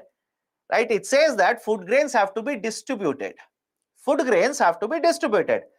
Now, is it okay if I say, because there is an act, now we have a public distribution system using which we are distributing food grains? I hope you understand. Even before the NFSA also we had public distribution system. But what we have done under NFSA, we have consolidated the framework like this. Who has to be given the food grains? How many beneficiaries have to be identified? Who has to identify it? How many kgs will have to provide, etc., etc. Meaning what? Now we are providing certain legal protection. We are providing legal protection or entitlement to the beneficiaries. We are providing certain legal protection or entitlement to the beneficiaries. That is, if I am covered under NFSA, if I am one of the beneficiaries under NFSA, it is my legal right to get 5 kgs of food grains every month. I hope you understand this. If I am one of the beneficiaries under National Food Security Act, it is now my legal right. It's not any right charity of the government. It is my legal right to get 5 kgs of food grains every month from the government. That is why the NFSA is very, very important. National Food Security Act. Now, what are the provisions under National Food Security Act? Point number 1. 2/3 of the total population will be covered under NFSA. 2/3 of the total population will be covered under NFSA. Now, 2/3 of what population? 2/3 of 2021 population? 2/3 of 2023 population? No. 2/3 of 2011 population. 2/3 of 2011 population. Sir, why are you taking 2011 population? When was the last census, population census conducted in India? Let me know. When was the last population census conducted? 2011. After that, we are yet to conduct and consolidate the census data. So, we are using 2011 census population. Now, here itself, let me know. You are in 2023. You are using the population census of 2011. Don't you think there will be certain issues with the coverage under NFSA? I'll repeat the statement here. Think of it. You are in 2023.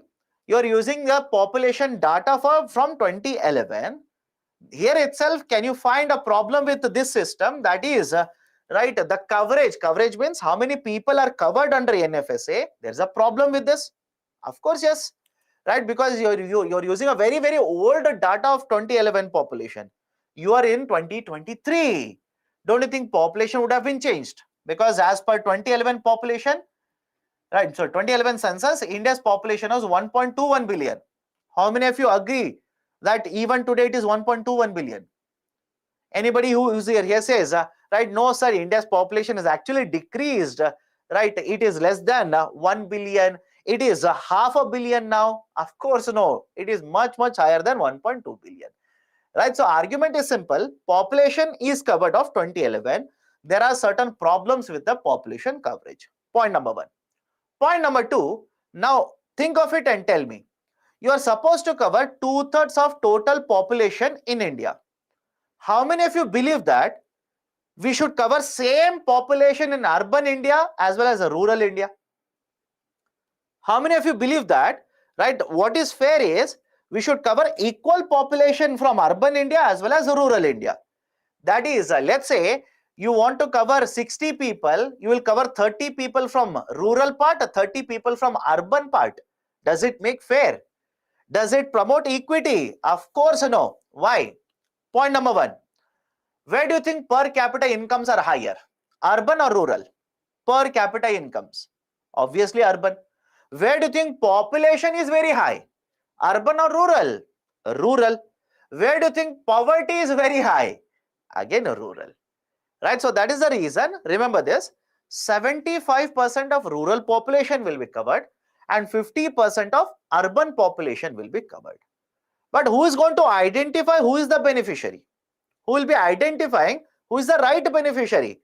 It will be the state governments which will be identifying who are the right beneficiaries. Center will not identify it. States will identify the beneficiaries. Next, all the beneficiaries which are covered under the NFSA. Every beneficiary who is part of NFSA, 5 kgs of food grains will be distributed per month to these beneficiaries. 5 kgs of food grains. Now, please understand this. As per NFSA, I repeat, as per NFSA, whenever the food grains are distributed, rice has to be given at 3 rupees per kg, wheat has to be given at 2 rupees per kg, and coarse grains have to be distributed at 1 rupees per kg. This is as per NFSA. But for this year, what has the Government of India done? Government of India says, I will not be imposing any charges. I'll be distributing it free of a cost. Now, next year, what the government will do, neither do you know, nor do I know. But these are the facts, remember this. Next important point, poorest of the poor will continue to be covered under Antyodaya Anna Yojana. Now, what is this Antyodaya Anna Yojana? Please understand this, right? Let me know the answer, whether this is correct, fair or not. Here are two beneficiaries. First beneficiary is a rickshaw puller. First beneficiary is a rickshaw puller, right? And there is one more beneficiary who earns, let's say per day 200 rupees, or let's make it a bigger number. Let's say per day 500 rupees. Now, how many of you believe that Government of India should provide same number of food grains to both of them? Right? I hope you understand. Right? How many of you believe that Government of India should provide a same entitlement to both of them? Is it fair? Is it promoting equity? Of course no. Right? Government of India should focus more on these rickshaw pullers. All of you will agree? Government of India should focus more on these rickshaw pullers. Right? That is the reason there is one more scheme by the name of Antyodaya Anna Yojana. Antyodaya Anna Yojana, AAY, Antyodaya Anna Yojana. Before you start typing, sir, long form, just give me a second. I think it is there in the slide. Let me show it to you. Just checking whether it is there or not. Okay, it is not there. I'll write it then. Antyodaya Anna Yojana. If it is not there, I'll write it. Antyodaya Anna Yojana. Now, who are the beneficiaries under Antyodaya Anna Yojana? Poorest of the poor. Right? Poorest of the poor. Within the poverty also, there are certain people who are very, very poor. Poorest of the poor will be classified under Antyodaya Anna Yojana scheme, and they'll be provided, right? The household will be provided not with 5 kgs per person. That is, under Antyodaya Anna Yojana, per household, remember this, per household, 35 kgs of food grains will be provided. Per household, 35 kgs will be provided. Right? Generally, in case of other people, that is, let's say, I'll just take a simple idea here. Imagine 2 beneficiaries are there, right? Or imagine 2 houses are there. Imagine 2 houses are there covered under the NFSA. So the one which is covered under priority household, they will be given 35 kgs. 35 kgs. Those which are not covered as a those which are covered under Antyodaya Anna Yojana, it is 35 kgs. Those which are not covered under Antyodaya Anna Yojana but covered under NFSA, these will be provided 5 kgs per person. 5 kgs per person. This is an entitlement. Please remember this. This is how the food grains are provided. If you are poorest of the poor, that household will get 35 kgs of food grains. Right? And right, if you are not covered under Antyodaya, but you are covered under National Food Security Act, you will be referred as a priority household, PHH. And right, for them, 5 kgs per person will be distributed. Right? And the prices I've given here, but for this year, it will be 0. It will be 0 for this year. Now, look at my next point and let me know, how many of you believe that in every state, same food grain should be distributed? Let me know. How many of you believe that in every state, same food grain should be distributed? That is, let's say, 5 kgs of rice, 5 kgs of rice, 5 kgs of rice, or 5 kgs of wheat, 5 kgs of wheat, etc. No, you should not believe that. Why? Can I say that consumption pattern from one state to another state will change? What is consumed in one state, it could be majorly rice. So in that state, they will promote rice consumption using NFSA. In some states, it could be majorly consuming wheat. So they will promote more and more wheat distribution under NFSA. So if you ask me, sir, in which state what is distributed, it will vary from one state to another state. Do not worry, it will vary from one state to another state. Now, there is a redressal mechanism. What is a redressal mechanism? Imagine you are a beneficiary. You are supposed to get 5 kgs, but you have not received the 5 kgs. You have received certain food grains, but the quality of food grains is very, very bad. You have a grievance. You have a complaint. So what is the mechanism? At the district level, one officer is appointed, district grievance redressal officer. At the state level, there is one more officer appointed. You can also approach, if the DGRO doesn't resolve it, you can also approach state grievance redressal officer. And finally, under National Food Security Act, it will propose usage of Aadhaar, propose usage of information communication technology for having a better implementation of public distribution system. Done. So these are certain very, very important points regarding National Food Security Act. Now, what are the reforms which have been implemented? Right? What are the reforms which have been implemented recently to promote the National Food Security Act or public distribution system? I'll discuss two very important reforms here. One is One Nation, One Ration Card. Long form is here on the right side of the slide. Please have a look at it. One Nation, One Ration Card, and the second one is Annapurti ATM Grain. Annapurti ATM Grain. Let me start with One Nation, One Ration Card. Let me start with a very simple example here. Imagine here is a house. Okay, imagine there is one house in the village. And this house, 5 beneficiaries are there. One second.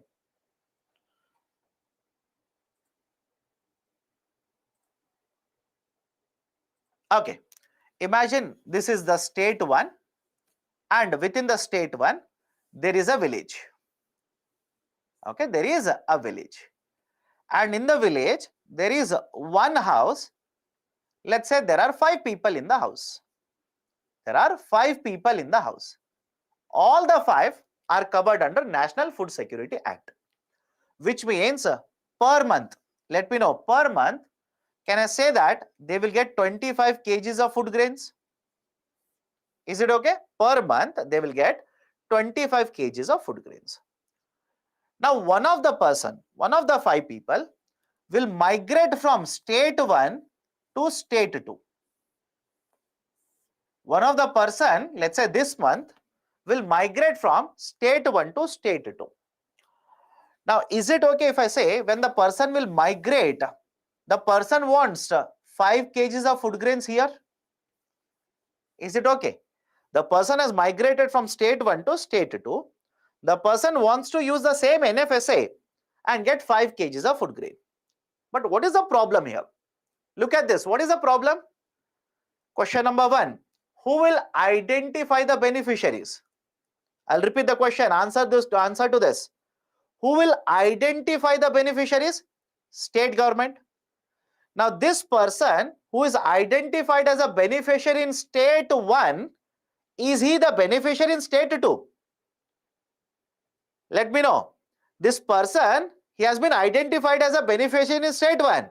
Is he a beneficiary in state 2? No. State 2 has not identified him as a beneficiary. Now, don't you think there is a problem of getting food grains in the state 2? And is it a common problem in India? You tell me. Is migration commonly observed in India or not? Are people from some of the states moving to other states in search of livelihood or not? It's a very, very common occurrence in India. But the problem was, this person is not a beneficiary in state 2, beneficiary in state 1. Now, how can he get access to food grains in the second state? That is the precise reason Government of India has introduced ONORC, One Nation, One Ration. Right? One Nation, One Ration Card, which will facilitate portability of the ration cards. Portability of the ration cards. Portability of the ration cards. Portability means what? Right? Have you ported your SIM? Right? Have you ported your SIMs? Earlier, you were a customer of Airtel. Earlier, you were a customer of Vodafone.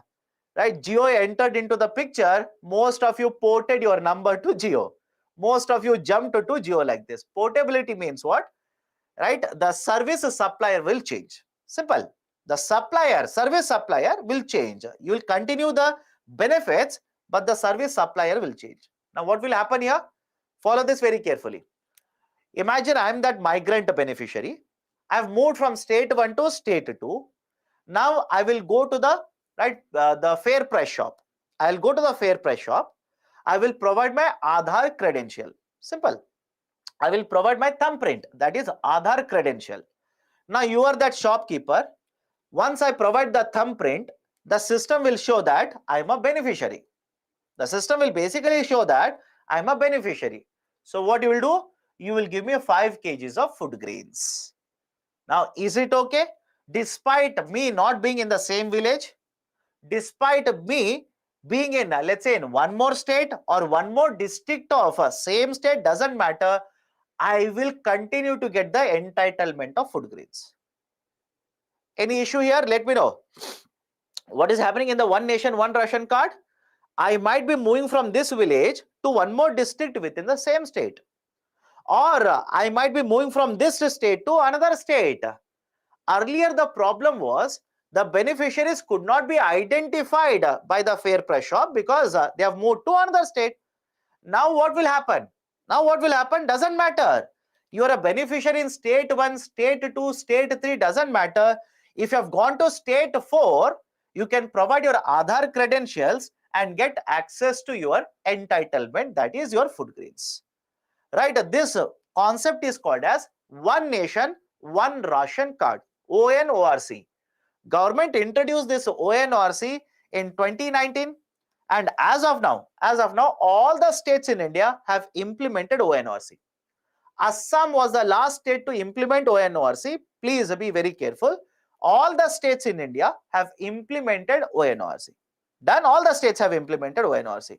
Right. Now remember, which is the authority responsible for ONORC, or which is the department under which the food grain distribution will actually come.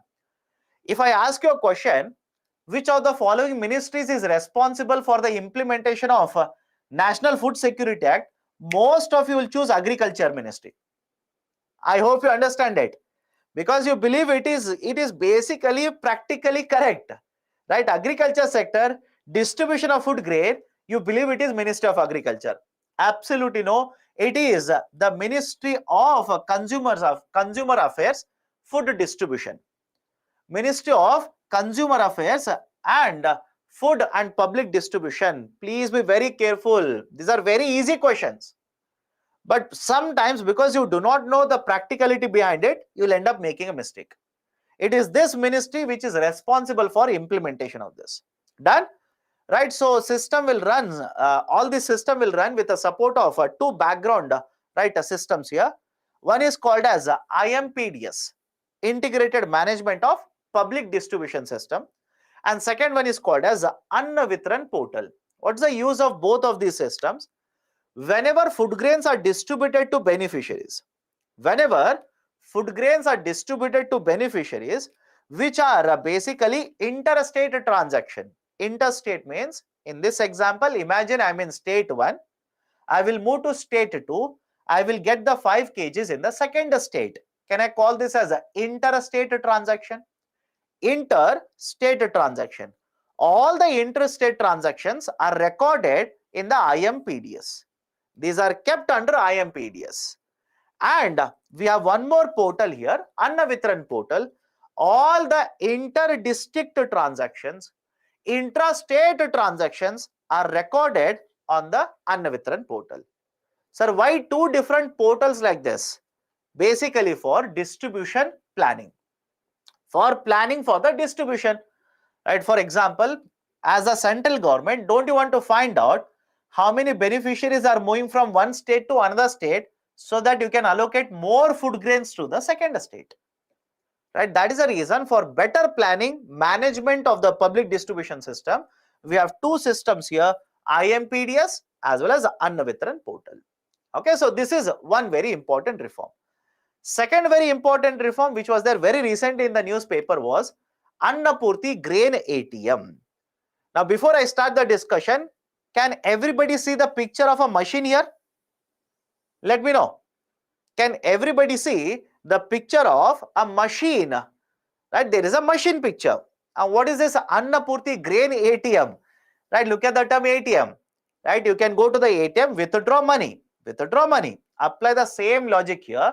In this grain ATM, the beneficiaries under NFSA can get access to their food grains, their entitlement of food grains. Sir, why it has been introduced? One, we want to make it easier for the beneficiaries to go to the shops and get the access to food grains. Earlier, I'm pretty sure some of you must have seen it. Earlier, what will happen is, here is a fair price shop. In fact, I'll show the picture only. Have a look at this. Here is a fair price shop. Here is a fair price shop. Two beneficiaries are standing in front of the fair price shop. Can you see that? Two beneficiaries are standing in front of the fair price shop. That is, people will queue up. People will have to wait in the line. People will have to spend certain time to get access to their food grains, to get access to their entitlement. Now, rather than this, rather than person distributing the food grain, what if I install a machine where you will go, you are a beneficiary, you will provide your thumbprint, and the system knows that you are a beneficiary, you are supposed to get 5 kgs of food grain. The machine will automatically dispense. Can you see the bottom part here? The machine automatically will dispense 5 kgs of food grain into your bag. Now tell me, will the waiting time be cut or not? Let me know. Will the waiting time in front of the fair price shop, will it be cut or not? Of course, yes. Point number two, this is much more important. What if this particular shopkeeper is using a faulty weighing machine? I hope you understand this. What if this shopkeeper who will weigh 5 kgs like this, he is using a faulty weighing machine? That is, it is not actually 5 kgs, it is actually 4 kgs. Right? You must have seen in various movies, they will attach a magnet here, that here, etc., etc. So there could be a leakage in the system. There could be a leakage in the system. You are supposed to get 5 kgs, you will end up getting 4.5 kgs. Right? And don't say, sir, I will take the food grain, go to my home, again I will weigh. Right? As if you're weighing, let's say you have a weighing machine in your home. Absolutely no. People will be cheated. Right? People are getting cheated because of this. Beneficiaries are getting cheated because of this. Now government says, I will eliminate human interface. I'll simply eliminate the requirement of a shopkeeper. I'll simply install a machine. Machine itself will weigh 5 kgs and give it to you.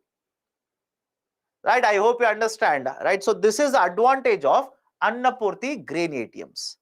Annapurti grain ATMs. These are slowly and steadily coming up in various states now. Various states, these Annapurti grain ATMs are being installed now. Done? Right? So these are the two very important reforms which have been implemented by the government in the last couple of years in order to make public distribution system, or let's say NFSA implementation, much more better, much more efficient. Okay, next is the concept of agriculture credit. But before that, let's take a break. Let me address your questions. After that, we'll take a break. This year, no pandemic, and also why the government had foregone even the issue price. Right? I told you, right? Government of India says there are two systems which are being implemented. One is NFSA, under which I'm giving you 5 kgs, charging you money. I'm giving you Pradhan Mantri Garib Kalyan Yojana, under which I'm giving you free food grains, right? 5 kgs. So government of India has a huge burden, huge expenditure, subsidy burden. So government says, let me discontinue PMGKY. I hope you understand, and remember this. It's very easy for the government to announce a subsidy. Very, very difficult to withdraw subsidy. I hope you understand. It's very, very easy to announce the subsidies. Very difficult to withdraw subsidies. That's the reason there's a very famous statement related to subsidies. Subsidies are a delight for politicians and a nightmare for economists. I'll repeat the statement here. Subsidies are a delight for politicians, but a nightmare for economists. Right? Because imagine, right, let's say you become IAS officer, you are your economic affairs secretary now. You are economic affairs secretary under the Ministry of Finance. Don't you think increasing subsidy burden is your headache? I hope you understand. Increasing subsidy burden is a headache for you. But for the politicians, it's a delight for them. They'll keep on announcing subsidy. Right? You want here? Take it. Idhar chahiye? Le lo. You want there? Take it, take it, take it. But for economists, fiscal deficit, revenue deficit, what about FRBM, etc., etc., like this. Right? So these are a politician's delight, but a nightmare for economists. Right? That's the reason earlier, because of pandemic, government to provide certain relief had introduced PMGKY. But if they suddenly withdraw that, people will oppose it. People will not be happy with that. That's a reason. That's a reason. Government of India used this policy wherein they said, I will subsume it under NFSA, but under NFSA, I was charging you earlier. I was collecting certain amount of money. I will make it free of a cost now. Right? So by the time people realized whether they are going to get the benefit or they are going to be affected by this, they were attracted by the term free of a cost under NFSA. But again, don't write all of this in UPSC. Don't write all of this. Basically, you're making a political argument. Don't do that. Okay. If government is not procuring the jute, then why jute is included in the MSP? Because government of India says,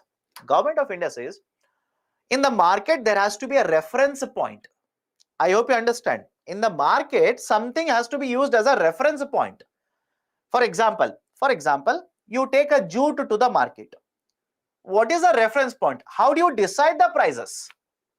Right? That's the reason some reference point has to be there. I'm not procuring, but I will announce MSP so that the market will use this as a reference point. Okay. Why 10% diminution level for amber boxes? My dear, yesterday we have discussed it, no? Right? You cannot simply bring it to 0%. You cannot reduce it to 0%. Countries will provide amber box subsidies. So for developing countries, it was fixed at 10%. For developed countries, of course, these are developed countries, lesser than that, 5%. Okay.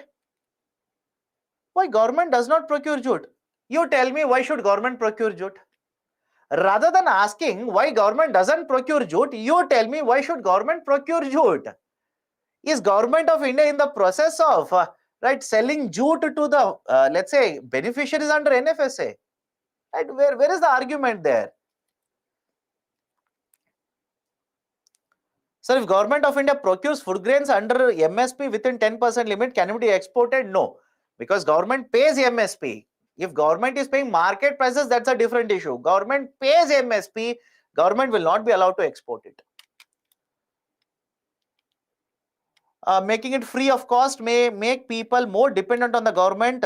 Again and again, they will assume it will get free. Again, you'll have to wait and see whether government will continue it free of a cost or it will make it only for 1 year. Again, as of now, I'm simply saying, as of now, it is only for 1 year. Okay. What is IMPDS? IMPDS, Integrated Management of Public Distribution System. It's a portal. It's a website where all the interstate transactions, that is, imagine migrant labor, they have moved from one state to another state, they will get the 5 kgs in the second state. All those transactions will be right recorded in the IMPDS system. Okay. Sir, even now per kg 1 rupee is charged, even government merged in FCI. Please understand this, the distribution is done by the state government. Center says, I will give it free of a cost. If you are being charged, then ask your state government. And the central government says it will be provided free of a cost. Okay, done. So let's take a break now. Let's take a break. I'll start at 8:05. I'll start at 8:05. Okay.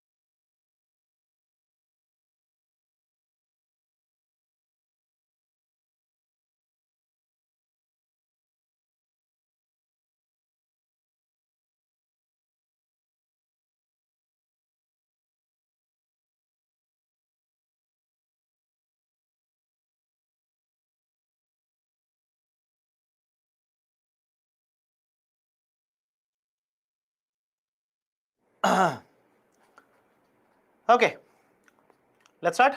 Am I audible? Let me know.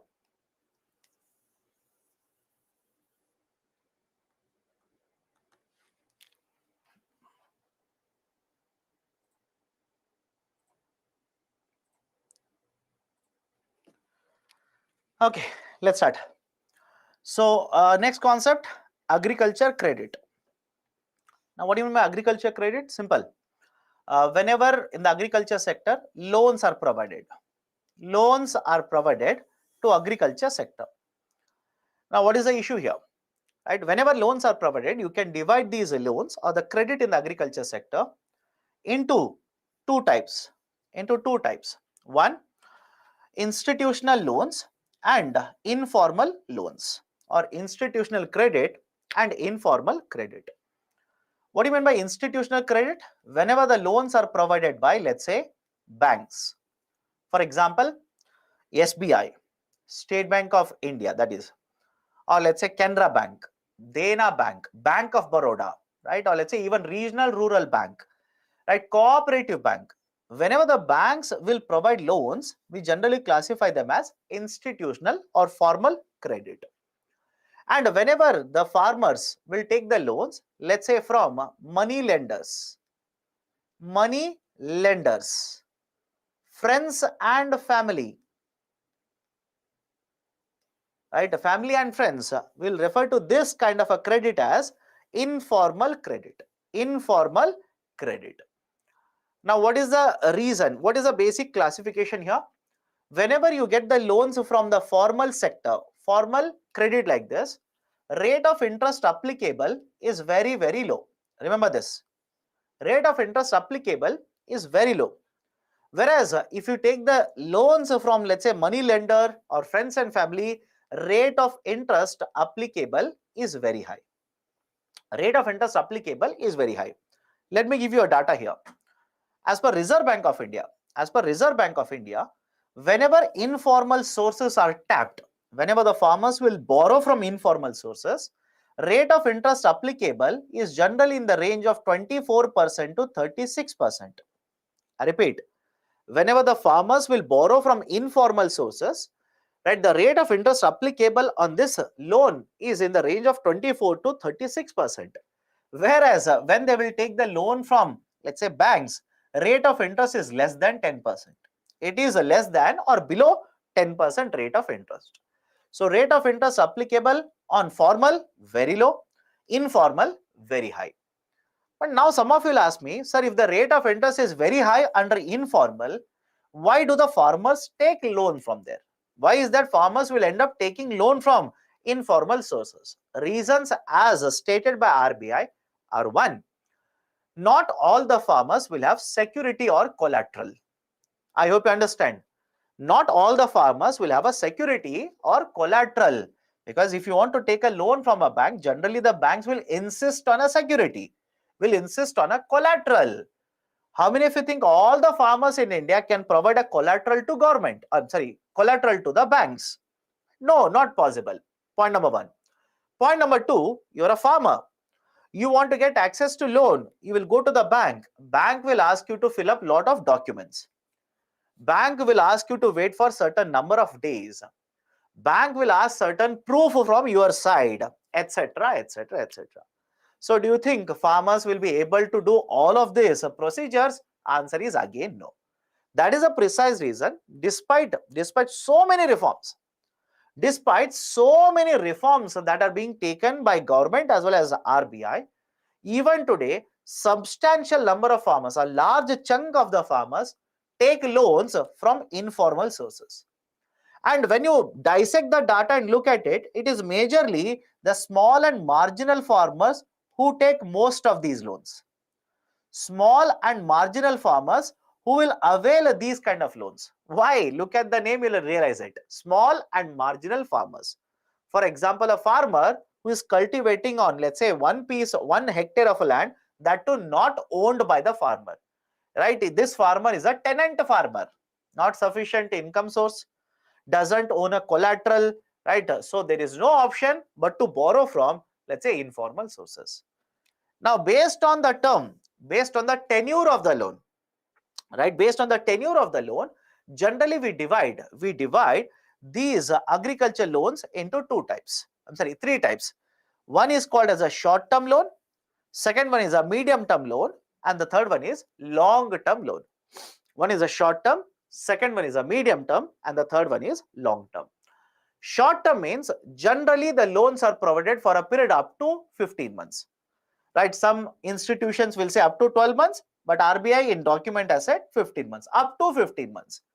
Right? So whenever the short-term loans are provided for certain purposes, for example, these loans are provided to purchase fertilizer. These loans are provided to purchase seeds, etc.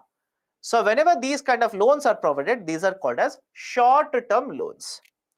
What about medium-term loans? More than short term, the tenure is more than short term, more than let's say 12 months to 15 months, but up to 60 months. Up to 60 months, so that is up to 5 years. So in the case of medium term, right, for what purposes these kind of loans are provided? For example, you want to dig up a well in the farm. You want to install certain machinery, let's say irrigation equipment in the farm. You want to purchase farm animals such as cattle, etc. For these purposes, medium-term loans are provided. And finally, long-term, right, more than 60 months, that is more than 5 years, these are provided for purchasing, let's say, land. These are provided for purchasing tractors, etc., etc. So this is how the farm loans, right, or the credit that is given to the farming sector, farming community is divided into short-term, medium-term, and long-term. Now, in the last many decades, what reforms have been implemented by the government in order to ensure farm credit is available? For example, let me know if this is correct or wrong. Government of India post 1975 has promoted setting up of regional rural banks. Is it okay? Has promoted setting up of regional rural banks. Government has promoted setting up of cooperative banks as well. Right now, RBI is promoting setting up of small finance banks. And why all these three are important? What is the priority sector lending criteria for RRBs, for regional rural banks, as well as let's say for a small finance bank? What is the priority sector lending criteria? It is 75%. It is 75%. For RRBs as well as SFBs, it is 75%. Remember it. Right? So priority sector lending norms are there, wherein lot of credit will flow to agriculture sector. Lot of loans will go to agriculture sector. In addition to this, different types of banks such as regional rural banks, cooperative banks, small finance banks, right, etc. are being promoted both by government as well as the Reserve Bank of India.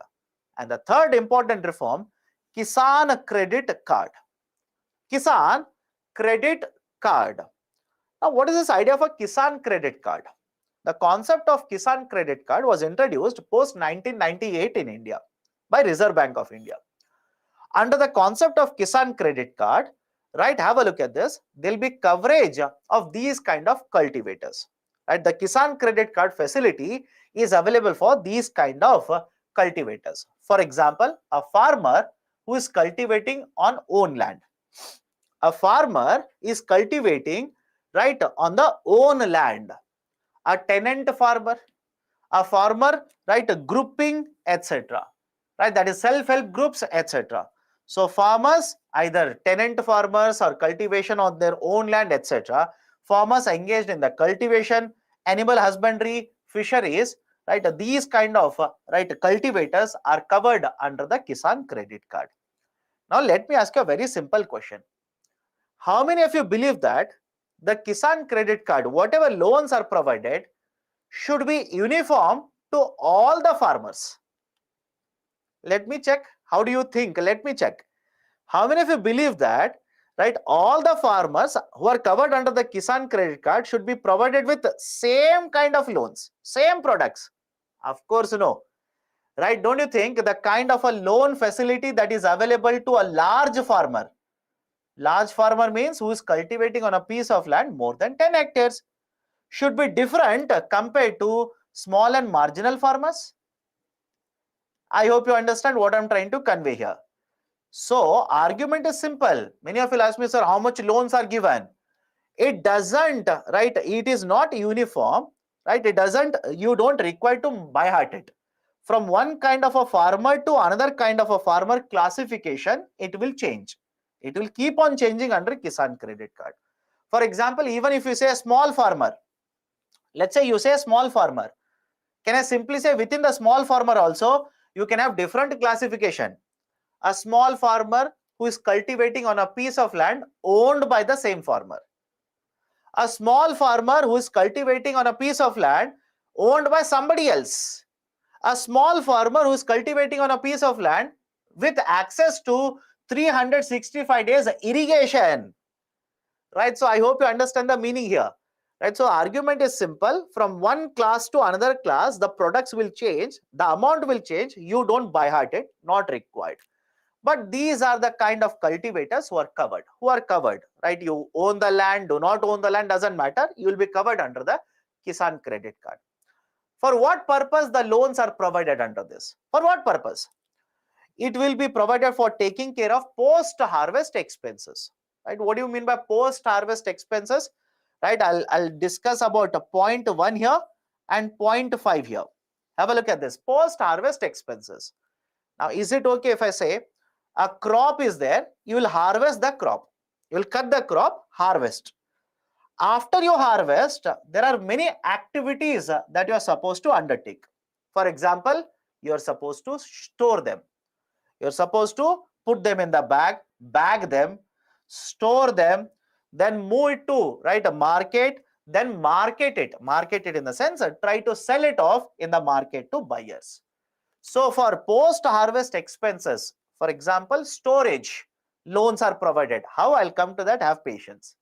When you will move them to the market, transportation cost, right there, let's say getting the quality certificate of the crops, etc., right, marketing expenses, right, for that also loans are provided.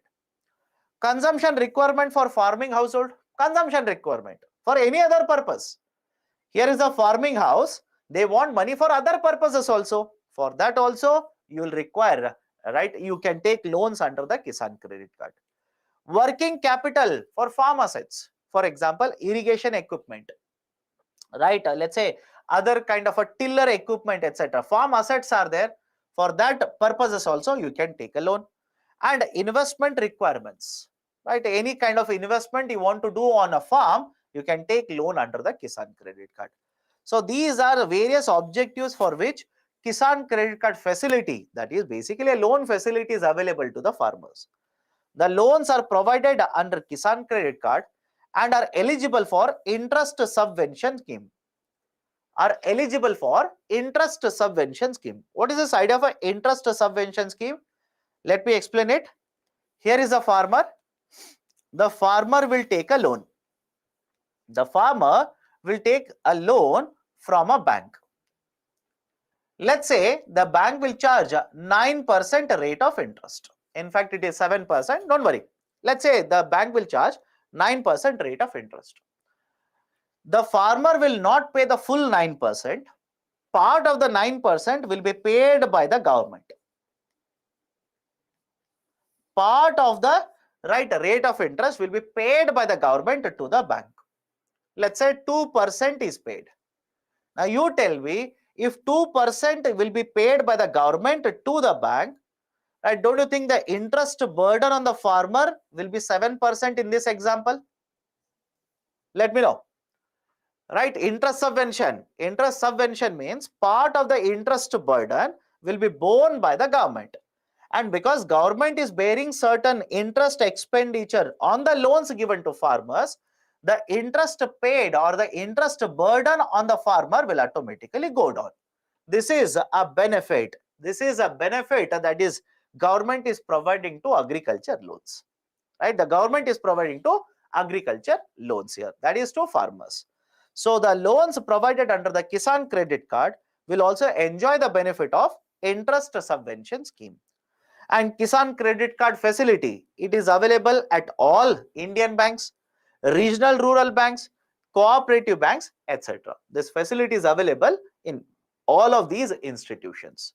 So these are some of the reforms that have been undertaken by the government to promote access to credit in the agriculture sector. Now, I just want to add one more point here. One more point here. There is this idea of a priority sector lending. On the face of it, right? Look at this very carefully. Understand the problems, the ground level problems regarding all these policies.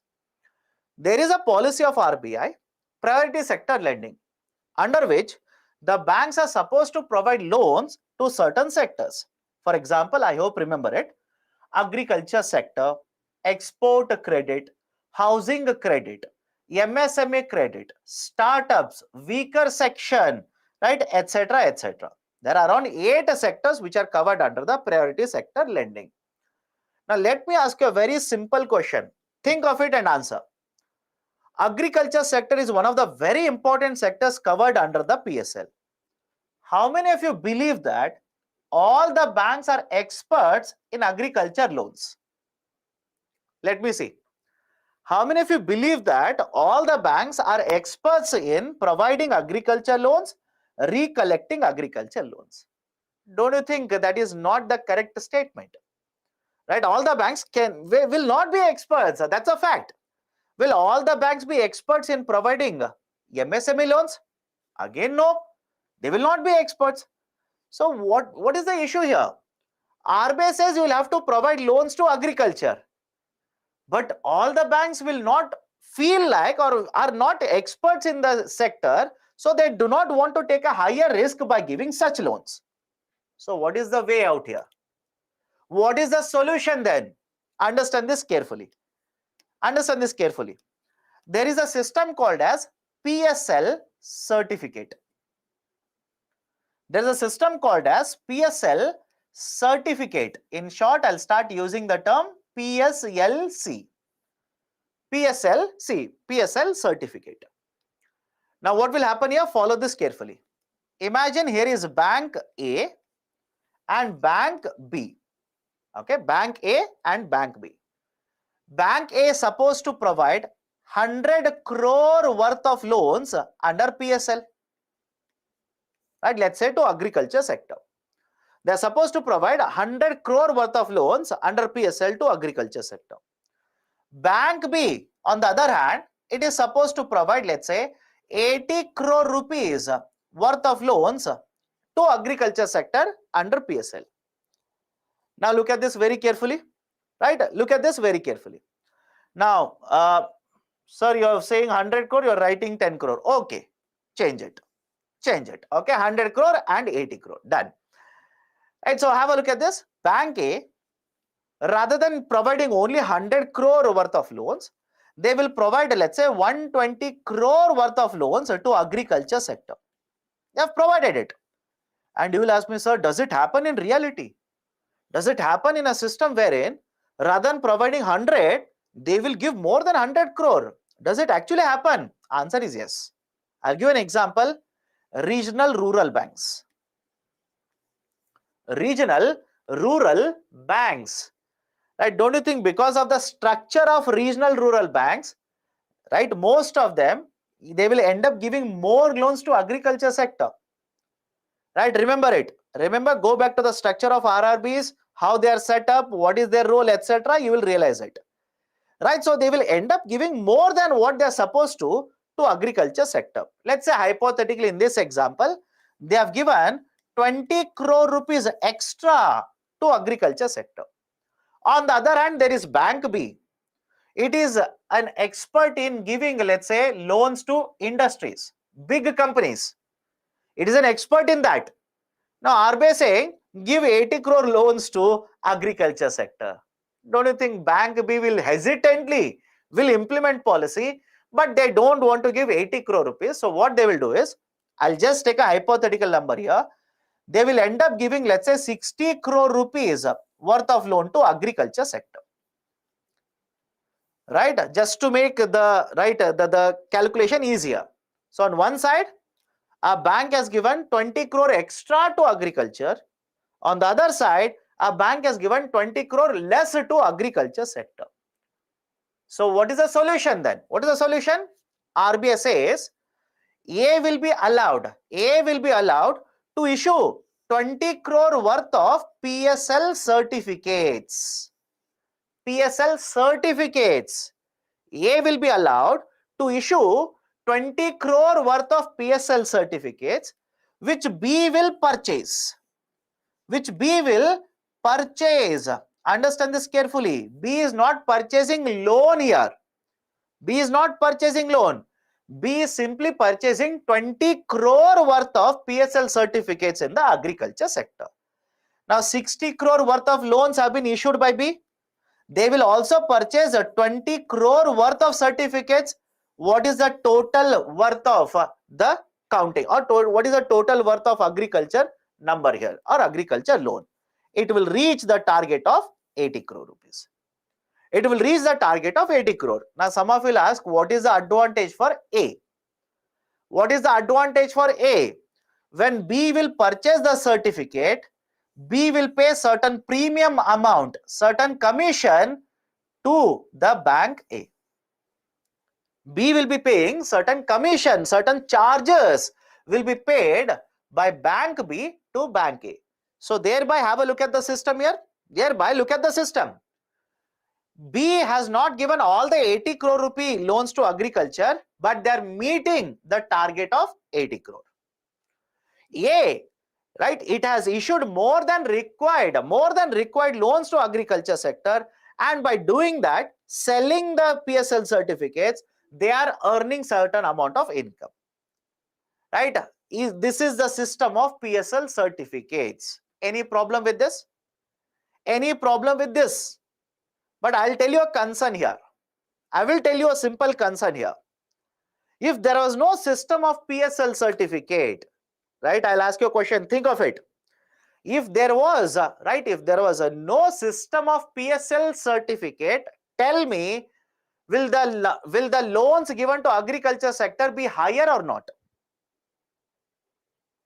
I'll repeat it again. If there was no system of PSL certificate, please look at the picture and let me know. Look at the picture and let me know. If there was no system of PSL certificate, what would be the total loans that would be flowing to agriculture sector? Anyways, Bank A would have provided more loans because it's an RRB. Right? Some of you are saying low. You're misunderstanding it. Focus on this. Bank A, right? Bank A anyways will provide 120 crore rupee because it is there in regional part. It is there in a district level. They will have to give more loans to agriculture. So Bank A will give how much? 120 crore rupees. What will the Bank B do now? Can they run away from PSL? Think of it. Can they run away from the PSL? Can they underachieve under PSL? There is no, right? There is no concept of PSL certificate.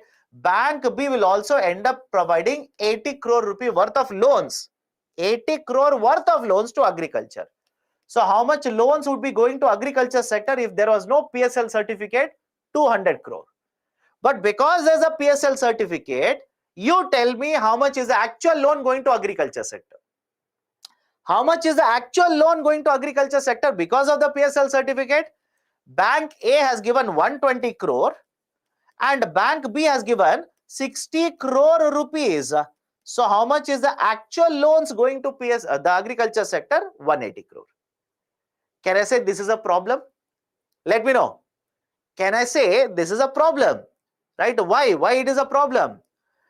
I want the banks to provide more and more loans to the priority sectors. But what banks are doing? They know that there is a concept called as a PSL certificate, and the banks are purchasing more and more PSL certificates rather than actually giving loans. I hope you understand it. Right? Banks are giving, right, 60 crore loan, purchasing 20 crore certificate rather than giving 80 crore rupee worth of loans. So the actual flow of the loans to agriculture sector will be affected because of this. I hope you understand. Right? Again, sir, very, very difficult. It's not difficult, my dear. It's a very simple idea. Rather than giving loans, you'll purchase a certificate. Right? You'll come across the concept of carbon trading, ecology and environment. Similar concept. Rather than PSL certificate, they will sell carbon certificate, carbon credits concept. Again, don't ask me about carbon credits here. I'll not enter into that. Right? So argument is simple here. Bank A is issuing more than 100 crore. They will sell 20 crore worth of certificates. Bank B, rather than issuing 80 crore worth of loan, will simply issue 60 crore worth of loan and purchase 20 crore worth of certificates, thereby meeting the target of 80 crore which is kept under the PSL. Okay, so this is a basic idea. They are meeting the required targets, right? Can you understand what I'm trying to convey to you people? Has bank A and B met the target? Yes. Did I say they have not met the target? Let me know. Did I say that they have not met the target? But what is the concern I raised? What is the concern I raised? The concern I raised was they are meeting the target. But is the objective of giving more credit to agriculture sector, is that objective met here? That many of you miss out what I'm trying to convey and you will keep on asking something else to me. I am saying the objective of PSL is to provide more loans to agriculture sector.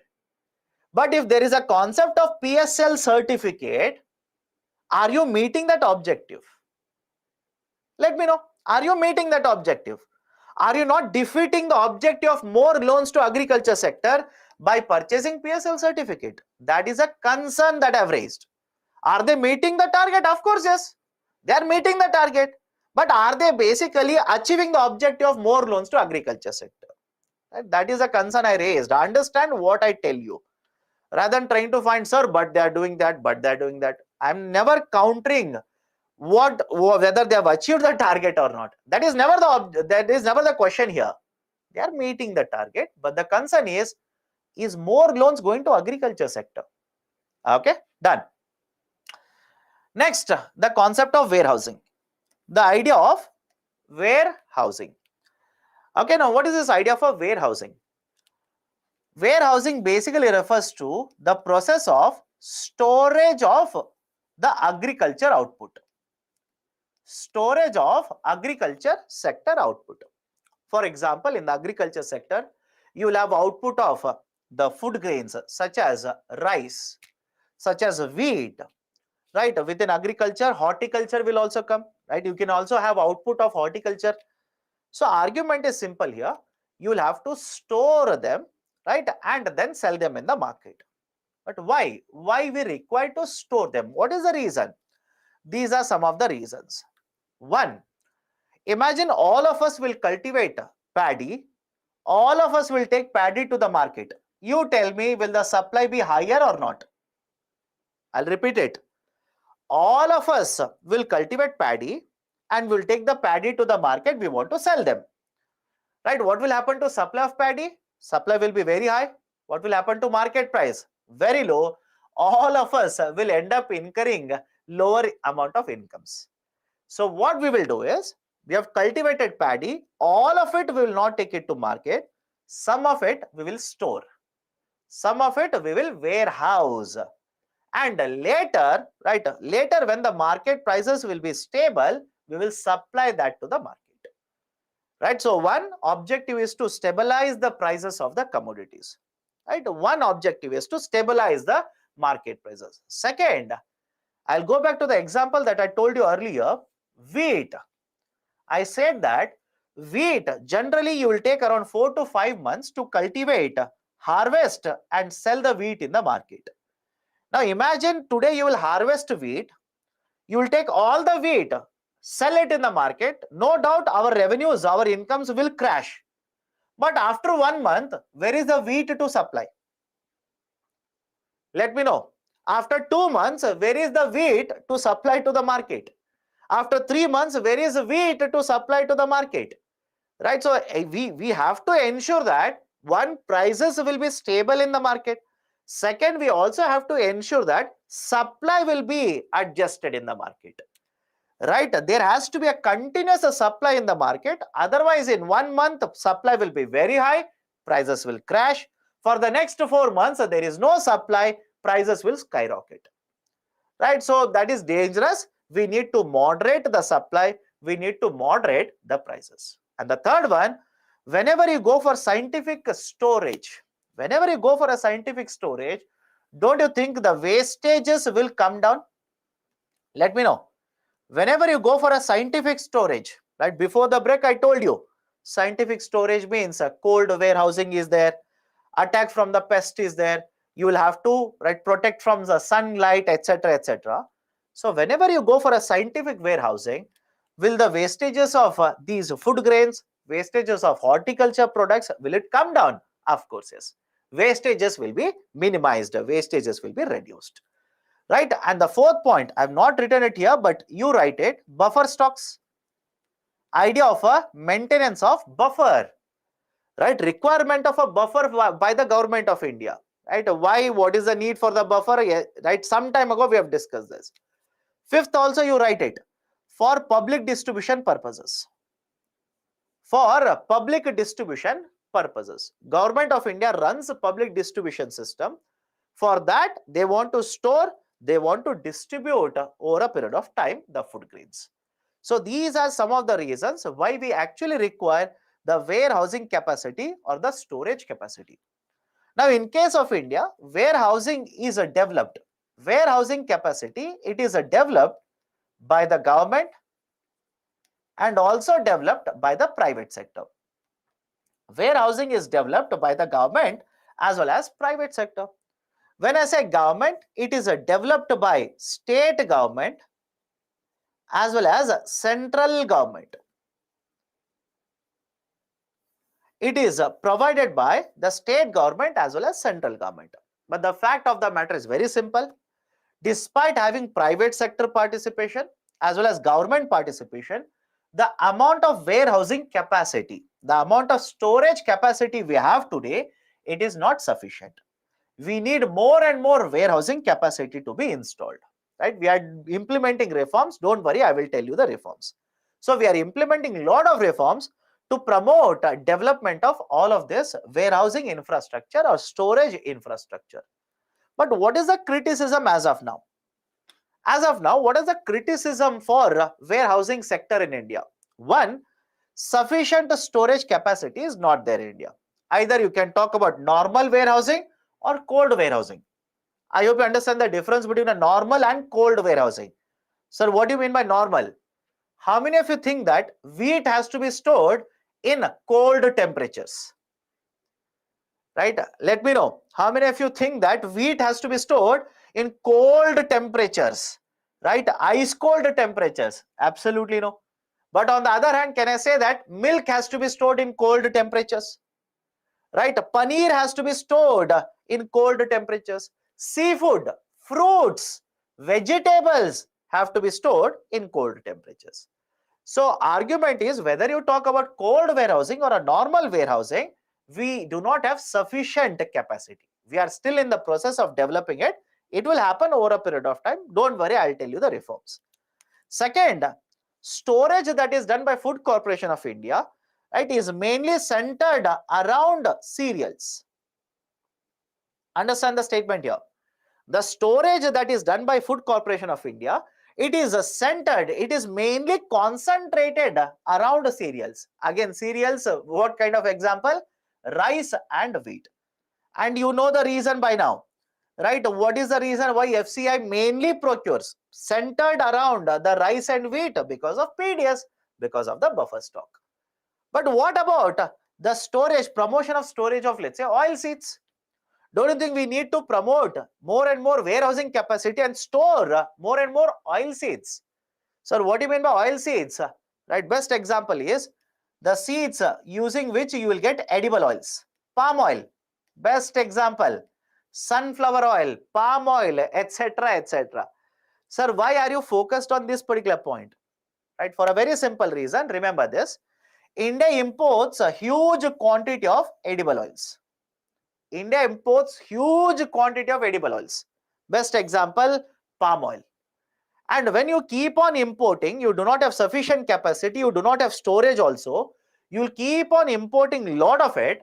You tell me any change in the exchange rate, rupee depreciation, or other countries such as Indonesia banning export of palm oil. What is the impact of all of that in Indian market? What is the impact of all of that in the Indian market? Impact is the prices will suddenly go up. Prices will rise up. Right now, one of the ways through which you can control the rise in the prices, can I simply say, if you start storing more, producing and storing more and more oil seeds, to a very great extent, we can stabilize the prices. I hope you understand my point. Production is very low in India, right? And storage capacity is also very low. Now, because of that, we are majorly dependent on the import. And anything happens in the international market, it has a negative impact on consumers in the domestic market. Just check what has happened to edible oil prices, palm oil prices in the last 1 year. Right? It is not stable. It is never stable in India. You will see the prices are very volatile. Right? You will see prices will go up, fall down, go up, fall down within a span of 1 month. Within a span of 30 days, prices are becoming very volatile. Right? So that is one more criticism. Third one, location disadvantages. That is, as a farmer, I've cultivated the crop. I want to store the crop in the warehouse.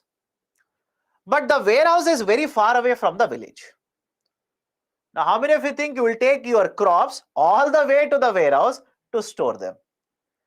And mind you, most of the farmers in case of India are small and marginal. Lack of knowledge amongst the farmers. Where are the warehouses present? What is the charges imposed by the warehouses? Right? What kind of facilities are provided by the warehouses? This kind of a knowledge, availability of knowledge is very low amongst the farmers. And finally, right, have a look at this. Lack of credit accessibility on the produce stored. Lack of credit accessibility on the produce stored. Right? What do you mean by this? Let me start. Imagine I've cultivated a crop. Right? The harvesting is done. I've bagged all of these crops. Now this is a concern.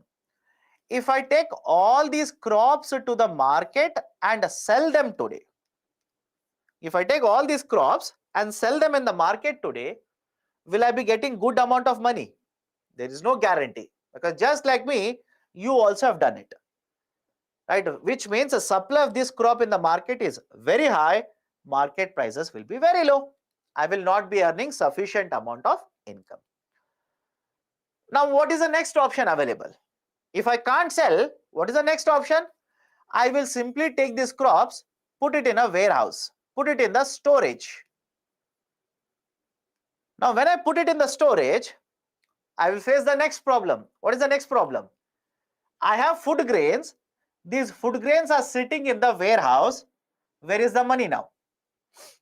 Where is the money for me? And I need money. For what purposes? I need to pay for, right, let's say education, that is school fees of my children. I need to, right, purchase certain other commodities that are needed for the house. I need to take care of, let's say, medicines for my parents. I need to purchase fertilizers. I need to purchase seeds, etc. That is a problem. In addition, I'll have to pay money for even the warehousing. So problem here is, right, you're in a pickle. You're in basically, right, in a doubt here. What is a doubt? If I sell, I will not get sufficient amount of income. If I store, I will not have any money in my hand. What should I do now? For this, understand this carefully. There is a facility. There is a credit facility available. This facility is called as, right, negotiable warehouse receipt system. Negotiable warehouse receipt system. Warehouse receipt system. NWRS. Negotiable warehouse receipt system. Now, what is this negotiable warehouse receipt system?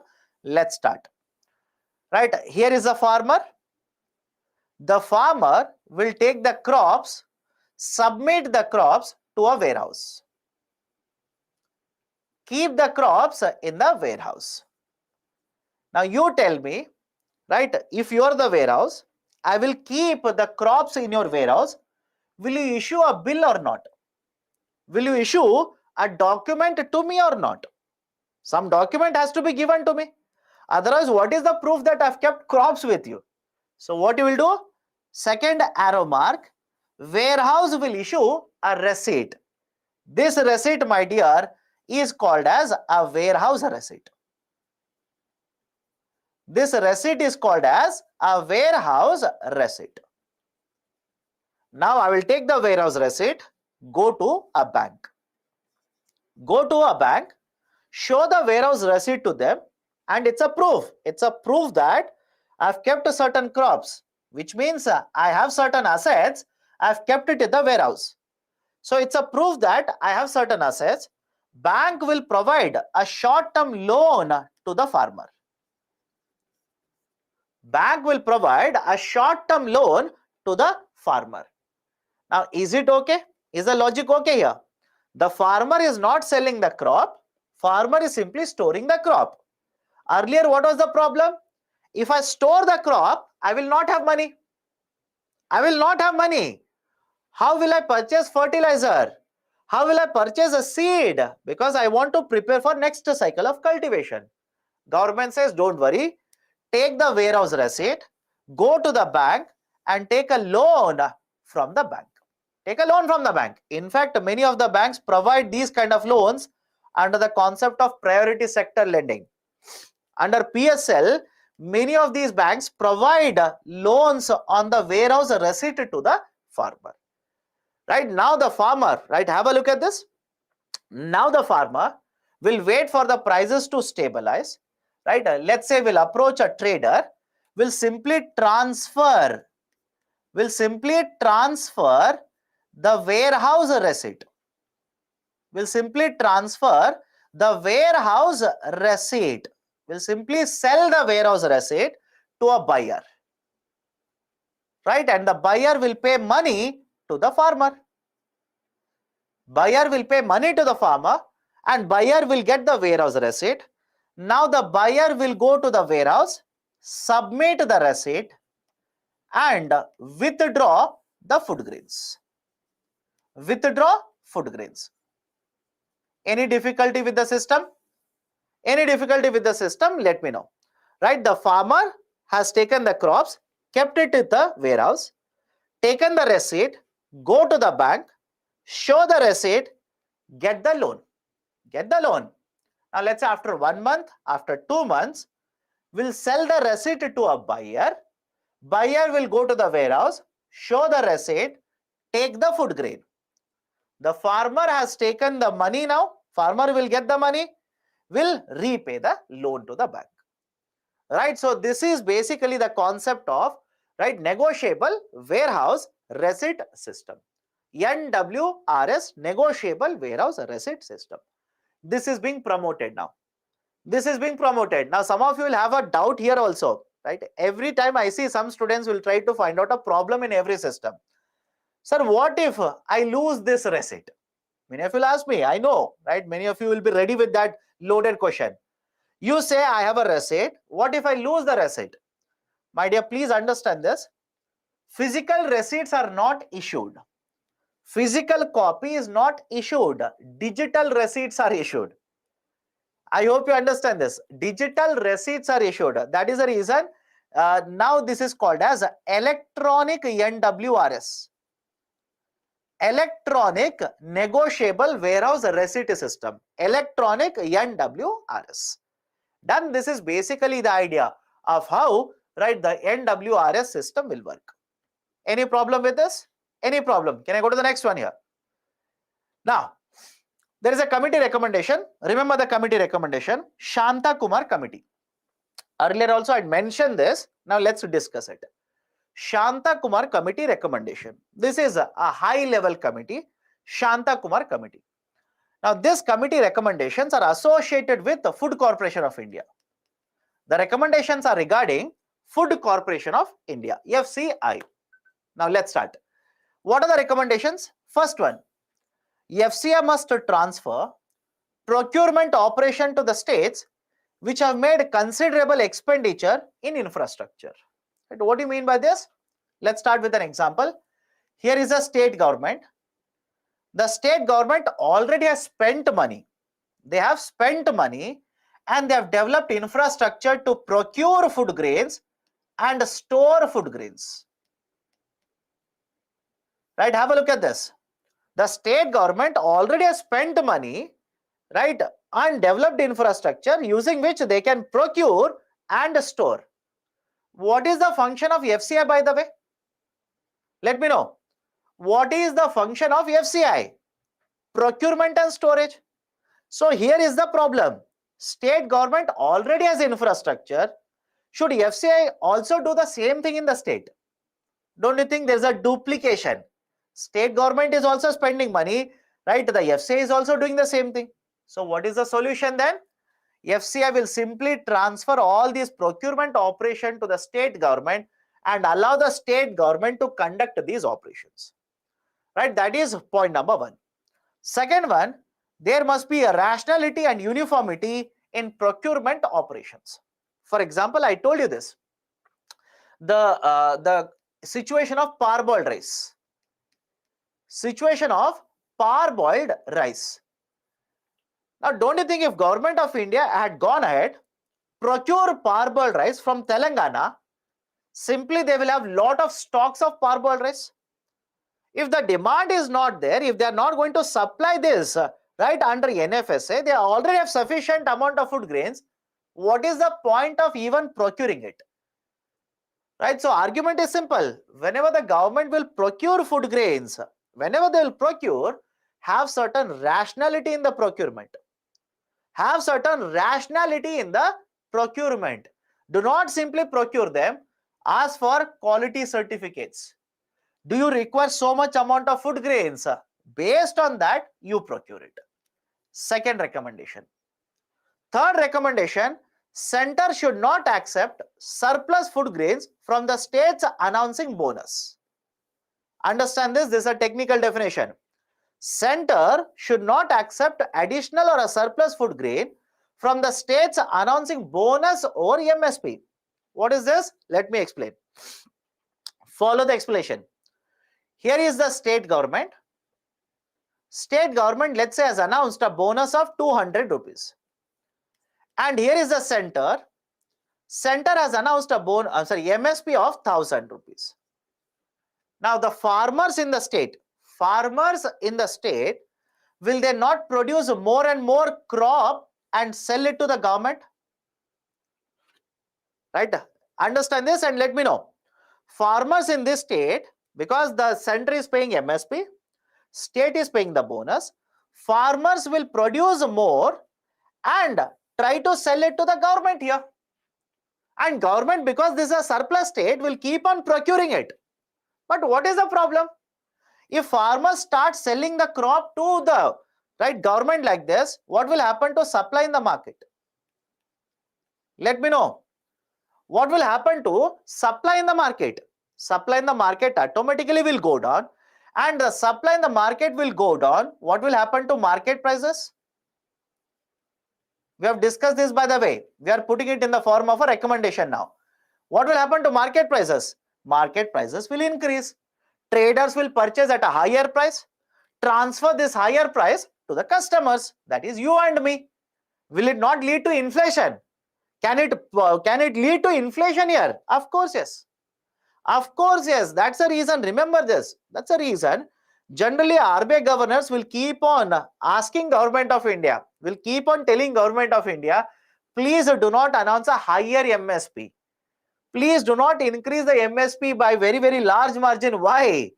Is it okay now if I say this? State government announcing higher bonus, central government announcing higher MSP might lead to inflation in the market. Let me know. I'll repeat it again. State government announcing a higher bonus, center increasing the MSP by a large margin can contribute to inflationary trend in the market. Yes or no? Can I go to the next point now? Nobody wants to answer, right? So yes, it could contribute to inflationary trend in the market. That's a danger of MSP policy. Okay. Next one. So what you should do? What is the solution then? If a state is announcing more and more bonus, do not procure surplus from that. Let the state government do it. You don't procure. Let the state government procure and bear the burden of it. You do not procure it. Right? So that is a recommendation. Next, encourage NWRS. Is it beneficial or not? To agriculture sector, to the farmers, to the market, if farmers will start utilizing more and more NWRS, is it beneficial or not? Answer is yes. That's the reason this committee says encourage NWRS. Let me add a point here. Look at this system. Negotiable warehouse receipt system. That is electronic negotiable warehouse receipt system. There is one issue related to this system. What is the issue? Imagine a farmer is there. Farmer will keep the crop at a warehouse. Now the condition is that this warehouse must be registered. Remember this. The condition is that this warehouse must be registered. Registered under whom? There is one authority called as Warehouse Development Regulation Authority. Warehouse Development Regulatory Authority. WDRA. Warehouse Development Regulatory Authority. WDRA. Now RBI says these warehouses must be registered with WDRA. And it is asking the banks. It is simply asking the banks, that is RBI is telling the banks, if the farmers have a receipt of those warehouses which are registered with the WDRA, only then provide loans. Do not provide the loans if the warehouse is not registered with the WDRA. And many of the warehouses in India are not registered. I hope you understand. Many of the warehouses are not registered. These are not getting registered. These are not coming under regulation of this authority. Sir, why? Why are they not registered with the WDRA? One, generally the type of services they provide are inferior in nature. Not all the warehouses are very having very superior quality of services. I hope you understand.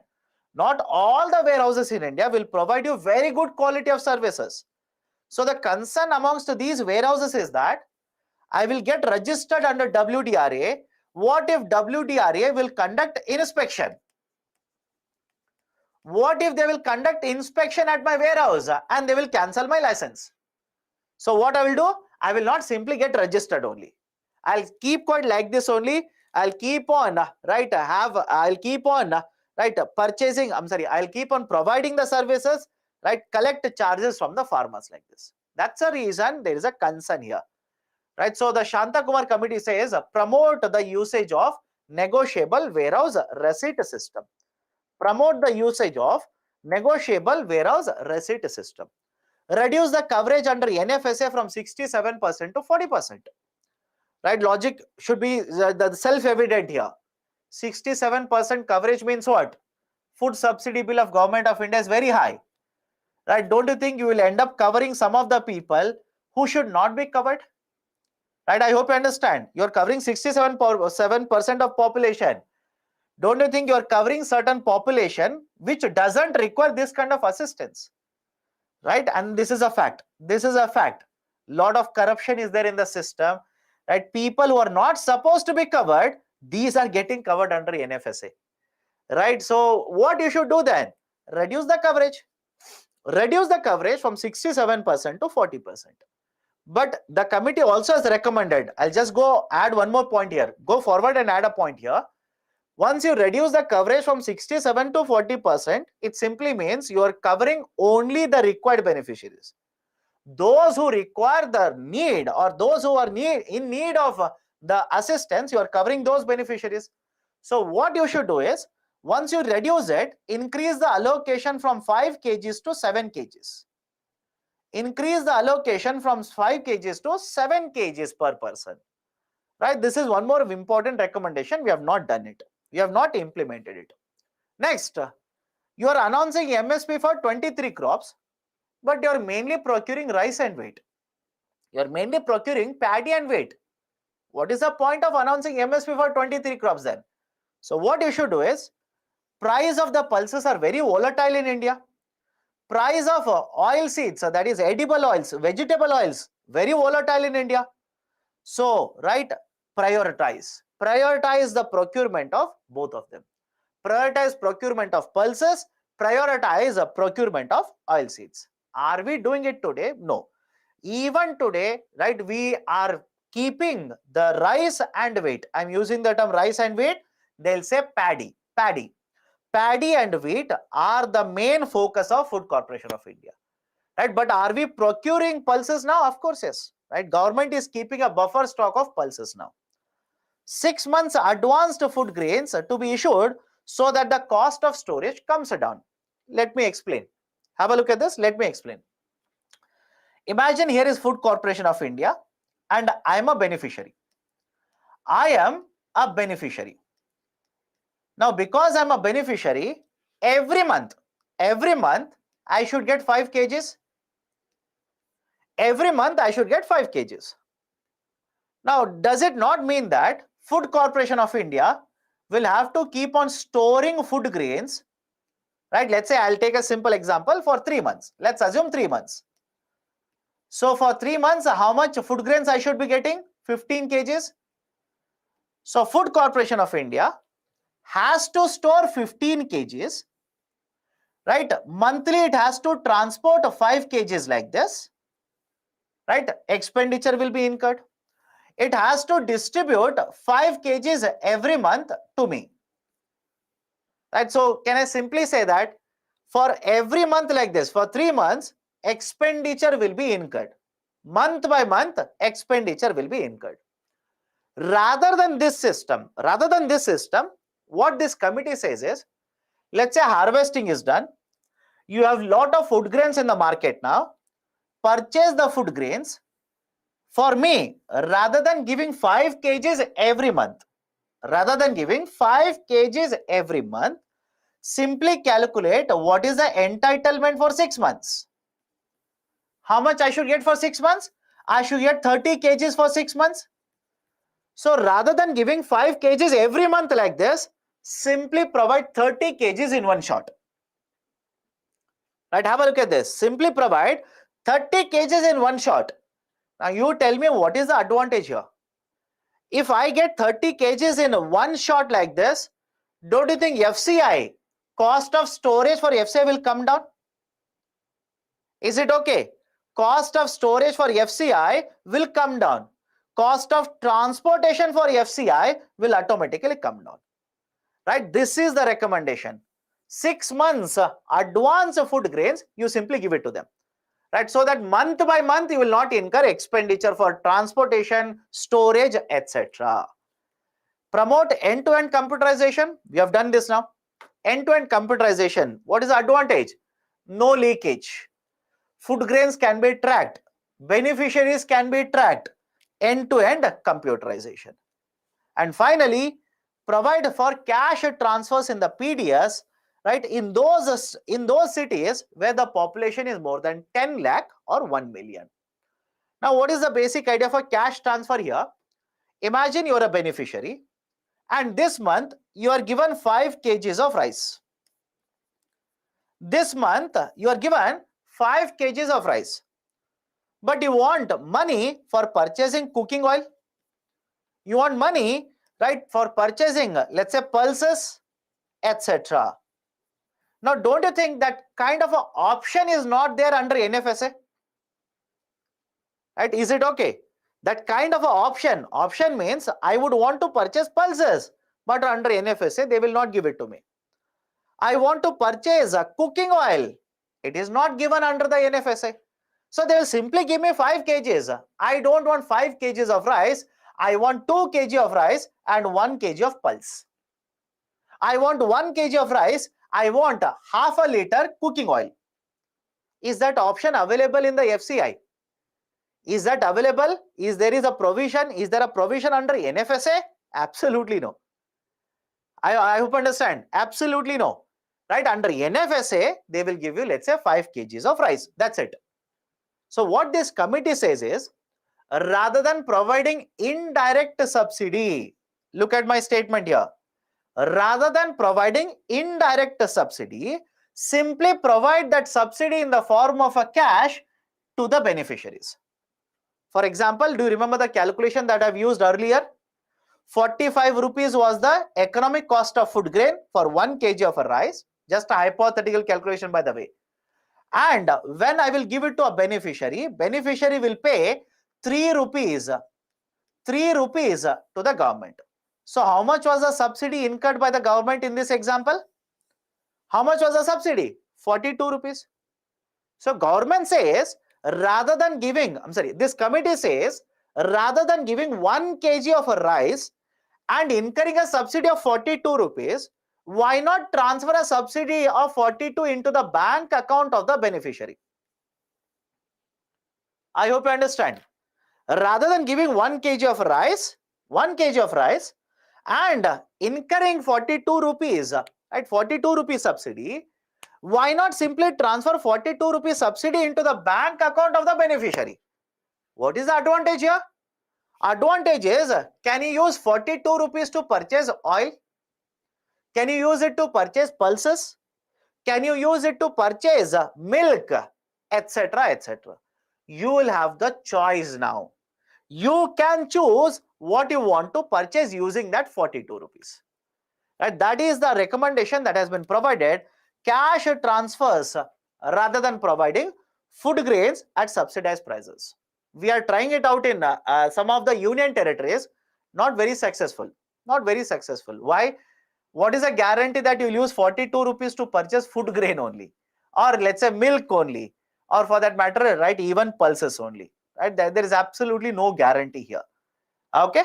Right? So, these are some of the very important recommendations of Shanta Kumar Committee. Shanta Kumar Committee.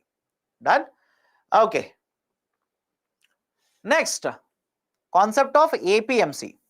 Concept of APMC. Now, point number 1. What is APMC here? Agriculture Produce Market Committee. Agriculture Produce Market Committee. Point number 2.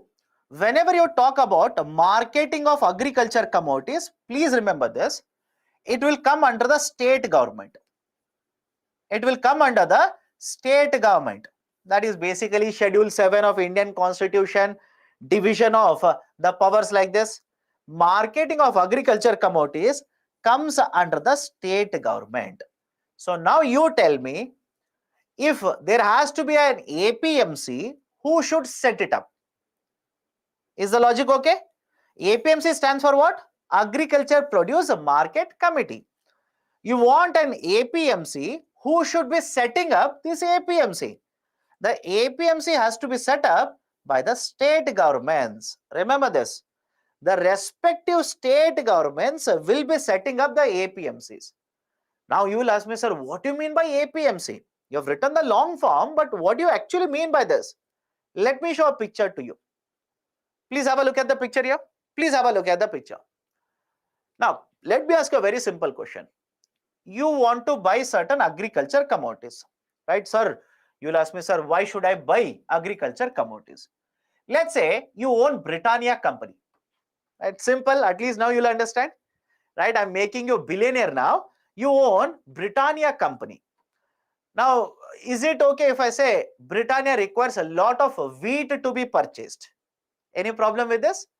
Britannia requires lot of wheat. Why? They want to use wheat, convert that into biscuit. They want to use the wheat, convert that into bread, sell it, make huge amount of profit. Now you tell me what makes economic sense to you. Individually going to farmers, and that is go to farmer 1, purchase, go to farmer 2, purchase, go to farmer 3, purchase, or go to one market where all the farmers have come and they are selling wheat. Let me know what makes a better sense to you. Go to individually all the farmers, talk to them. Hello ji, how are you? Right, I want to purchase wheat. You have it. right? Show me, right, what kind, etc., etc. What makes more sense, economic sense? Idea is go to market, right? All the farmers have brought their crop there, go to the market and purchase. Now look at the other side also. Imagine you're a farmer. What is better to you, right? Try to search a buyer somewhere, or there is a market, buyers are already there, go to that market and try to sell your crop, right? So the argument is simple. APMC represents market. Is it okay? APMC represents a market. It is a place which is set up by an organization, that is APMC. It is also referred to as a mandi. Market or mandi, either use one of the term, doesn't matter. It is either a mandi or market where the cultivators will bring their right output and the buyers will also come to the same market. Negotiations will happen and the buying and selling of the commodities will be conducted here. Now, don't you think because the buyers are many, right? Have a look at the statement. I'll give you two statements. Because the buyers are many, price discovery will be much more efficient. Let me know. Because the buyers are, right, lot of the buyers are there, large number of buyers are there, price discovery will be much better.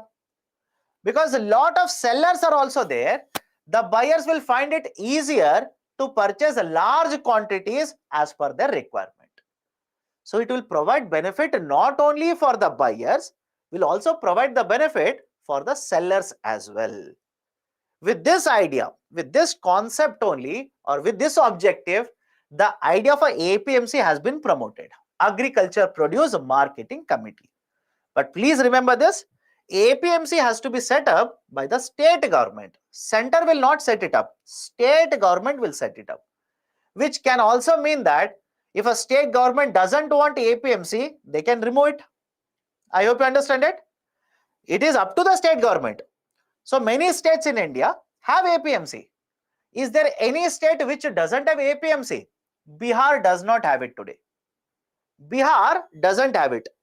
Kerala did not even implement it. The government of Kerala did not even implement APMC law. So the argument is simple, state governments. Remember it. State governments will decide whether we should have APMCs. If yes, what kind of buyers are allowed to purchase in APMC? What kind of crops are allowed to be sold in the APMC?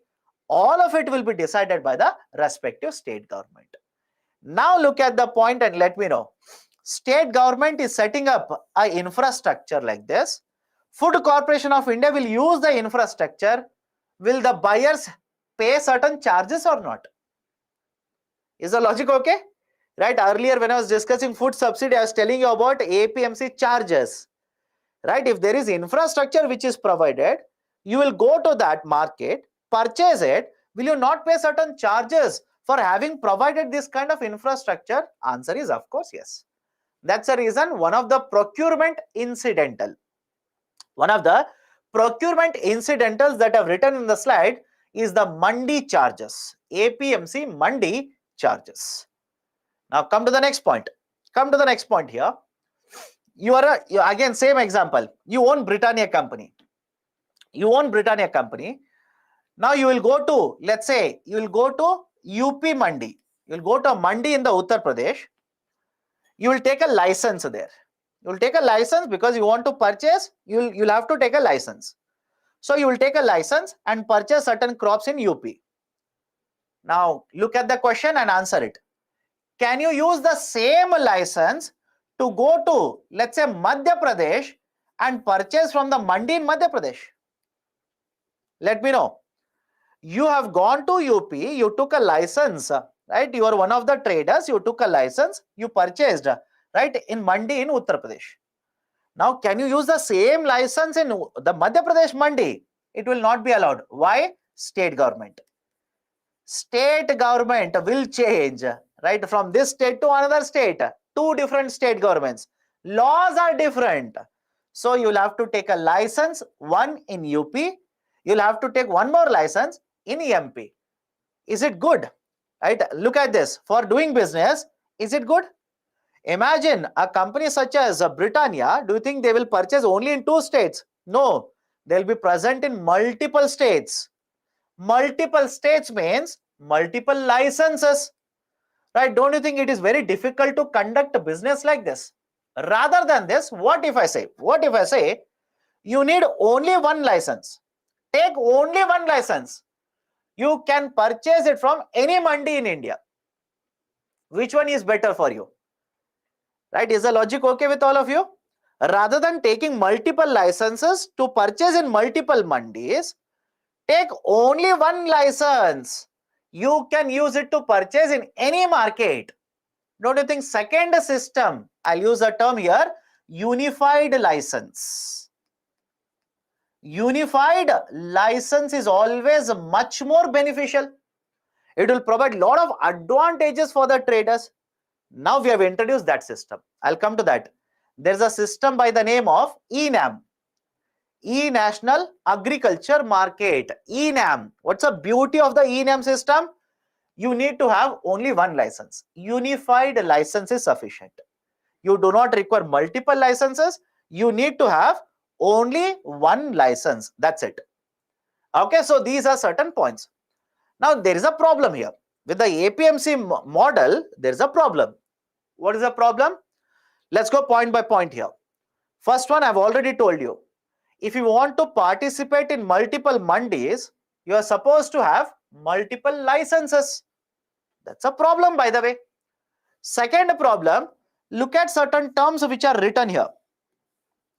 Look at certain terms which are written here. Sorting, grading, packaging, etc. Now, is it relevant for UPSC? Will UPSC ask you what is sorting? They will not ask you. But let me give a very simple example. Imagine you will go to a shop, you want to purchase, let's say, apples. You want to purchase apples. Have you seen any apple seller who will put all the apples in a pile and ask you to take any of them? Is that prevalent?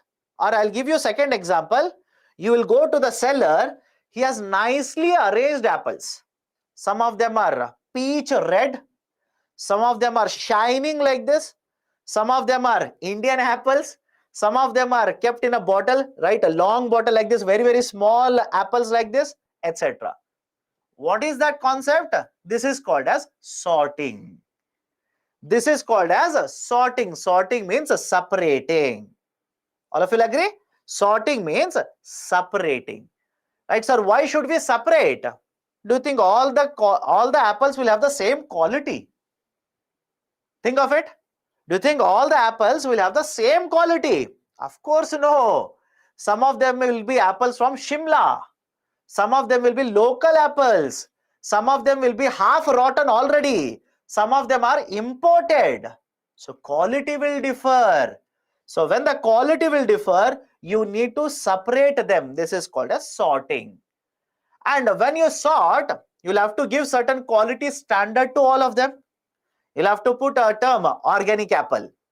You'll have to label, right? This is right Kashmiri apple. This is Shimla apple. This is called as grading. I hope you understand. Sorting and grading. Now, right, again, sir, any more example of this? Summer is going to start now, right? In most of the cities, it has already started. Will you not come across mangoes?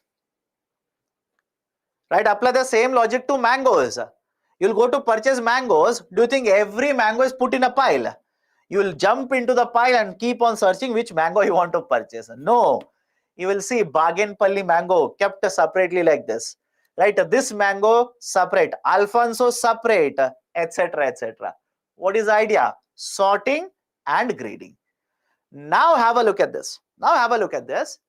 All these crops will come to the APMC market.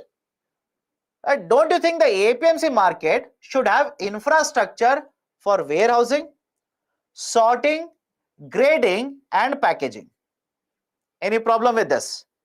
The warehousing should be there.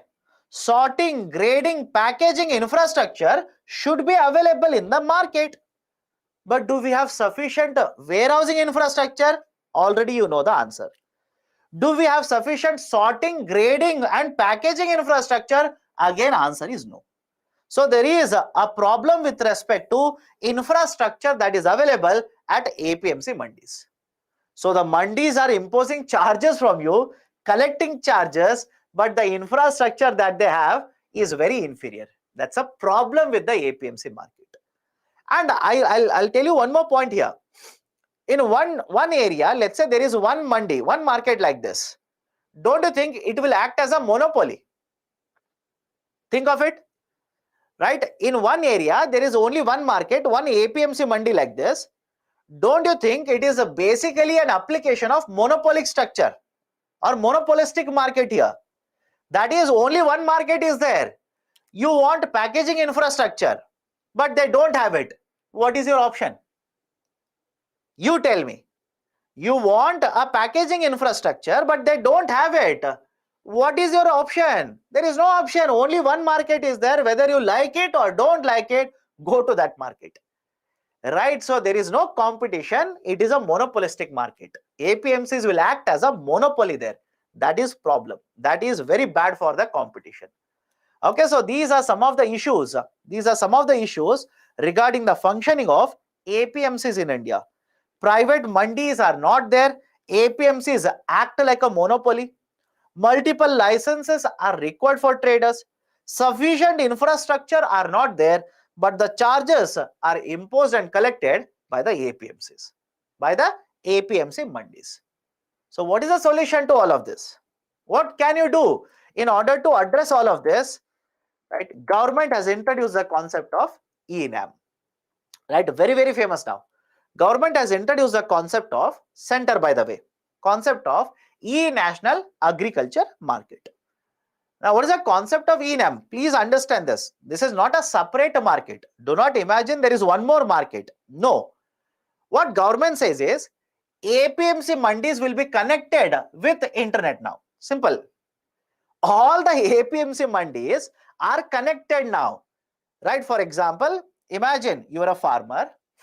Until now, before e-NAM, you will simply take the crop, go to the APMC, buyers will come to the APMC, you will sell it to the buyers. Now that is not the structure. You will take the crop, get the quality certificate, and you will list the crop through the APMC. You will list the crop in a portal. You will basically list the crop in a portal. Can you see a board here? There's a black board in the picture. Right? You will list your crop in the portal. It's a website. You are registered. Buyers are registered. So you will list your crop in the portal like this. Now, right, is it okay if I say, because it is an online portal, traders do not have to physically go to the market? Let me know. Traders do not have to physically go to the market. Point number one. Point number two, because it is online now, do you require multiple licenses? Is it okay? Because it is online, do you need multiple licenses? Absolutely no. One unified license is more than sufficient. You might be sitting in, let's say, Bihar. You might be sitting in, let's say, UP, Karnataka, Maharashtra, Telangana. Doesn't matter. You need to have only one license. You will start bidding on the portal. You'll start bidding on the portal. So farmers have listed their crops on the portal. Bidding will start, and obviously at one point of time, the highest price, highest bid will be accepted by the farmer. This is how e-National Agriculture Market will actually function. Now, can I say this? Can I say this now? Have a look at this. The e-NAM structure or the process of e-NAM will improve efficiency in the market compared to APMC? Let me know.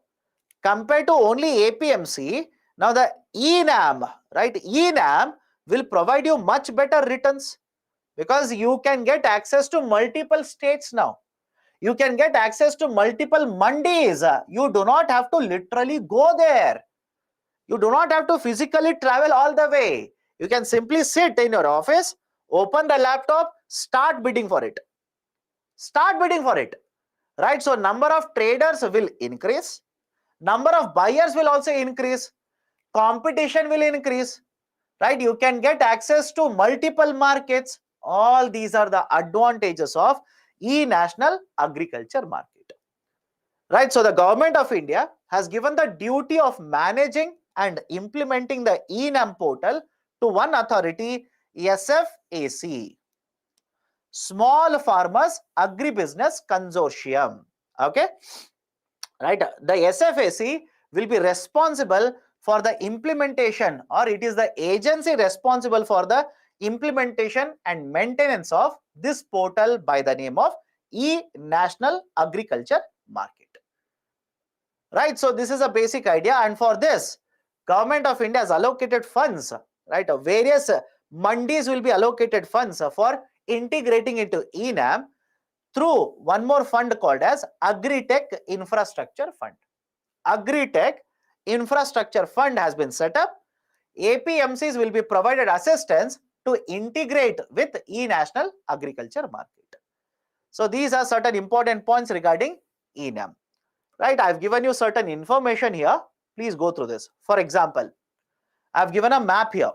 Should you by heart this map? Please don't. Don't waste your time. Right, and moreover, this data will keep on changing. I hope you understand. This data will keep on changing. Please do not by heart the data. Just to give you the idea, I've given you this map.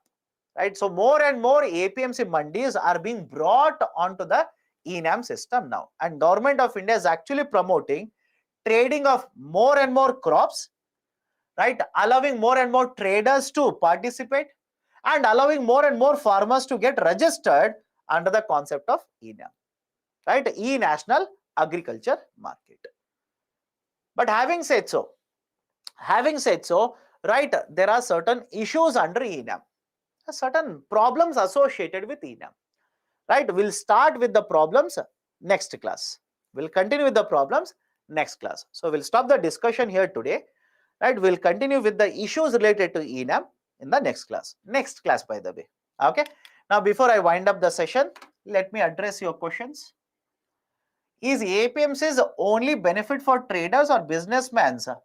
Again, please understand, anybody who is going to participate in the APMCs, for example, farmers, they will also get the benefit. Why? Buyers, multiple buyers are there in the market. If multiple buyers are there, don't you think competition to purchase will be higher? Farmers will be able to sell at a higher price. Right? What if farmer defaults on the loan after selling receipt to the buyer? What if farmer, again it becomes an NPA, non-performing asset. Okay, all of them are covered under PSL only. Why farmers are committing suicides after government measure? Are Baba, you should know what is happening in reality, right? In reality, there is a distress in the agriculture sector, right? Have you not been reading newspapers, right? What has happened to earnings of onion farmers, potato farmers, tomato farmers in case of India, right? Of course, a lot of issues are there. Okay. Under e-NAM, a good is procured by a trader from another far located state. It will increase transportation cost. Anyways, you are going to incur a transportation cost. Imagine, right? Understand this. Imagine you want quality grains, right? Even if you went physically to that market, you purchased, a transportation cost you will have to incur. In either case, there is a cost of transportation. But I understand the logic here. What is the logic? I told you the problems of the APMC earlier. Don't you think the requirement of multiple licenses will be addressed? Right? e-NAM portal will facilitate trading. It will not reduce the cost of transportation. Right? I hope you understand. Okay.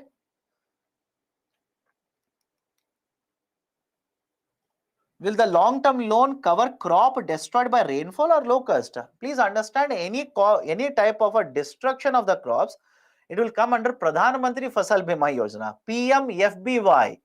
There is one more scheme of the Government of India, PMFBY. Okay. 2,000 rupee or more transfer by UPI will be surcharge on this. It's not a surcharge, it is intercharge fees.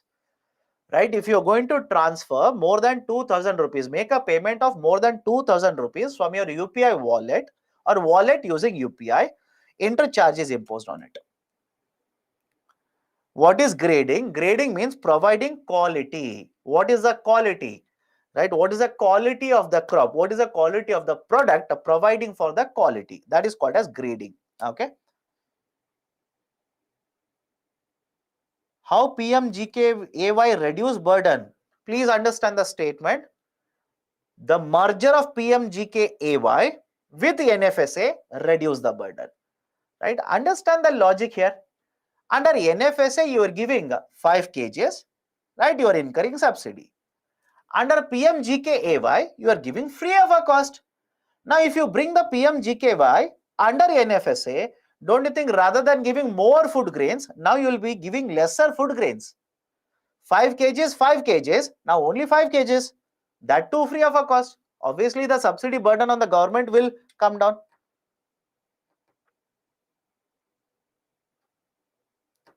So storage may lead to inflation as large part of farmers intentionally store the commodities for the benefit of income. Is it not illegal? You tell me where it has happened. Middlemen do that. Middlemen generally try to do that. Farmers don't do that. Okay. Any other question? Any other questions? Done then. Okay. Let me stop the discussion here. We'll continue with the issues related to ENAM. Issues related to E-National Agriculture Market from the next class. Okay. Have a great weekend. See you again on Monday. Okay. Take care.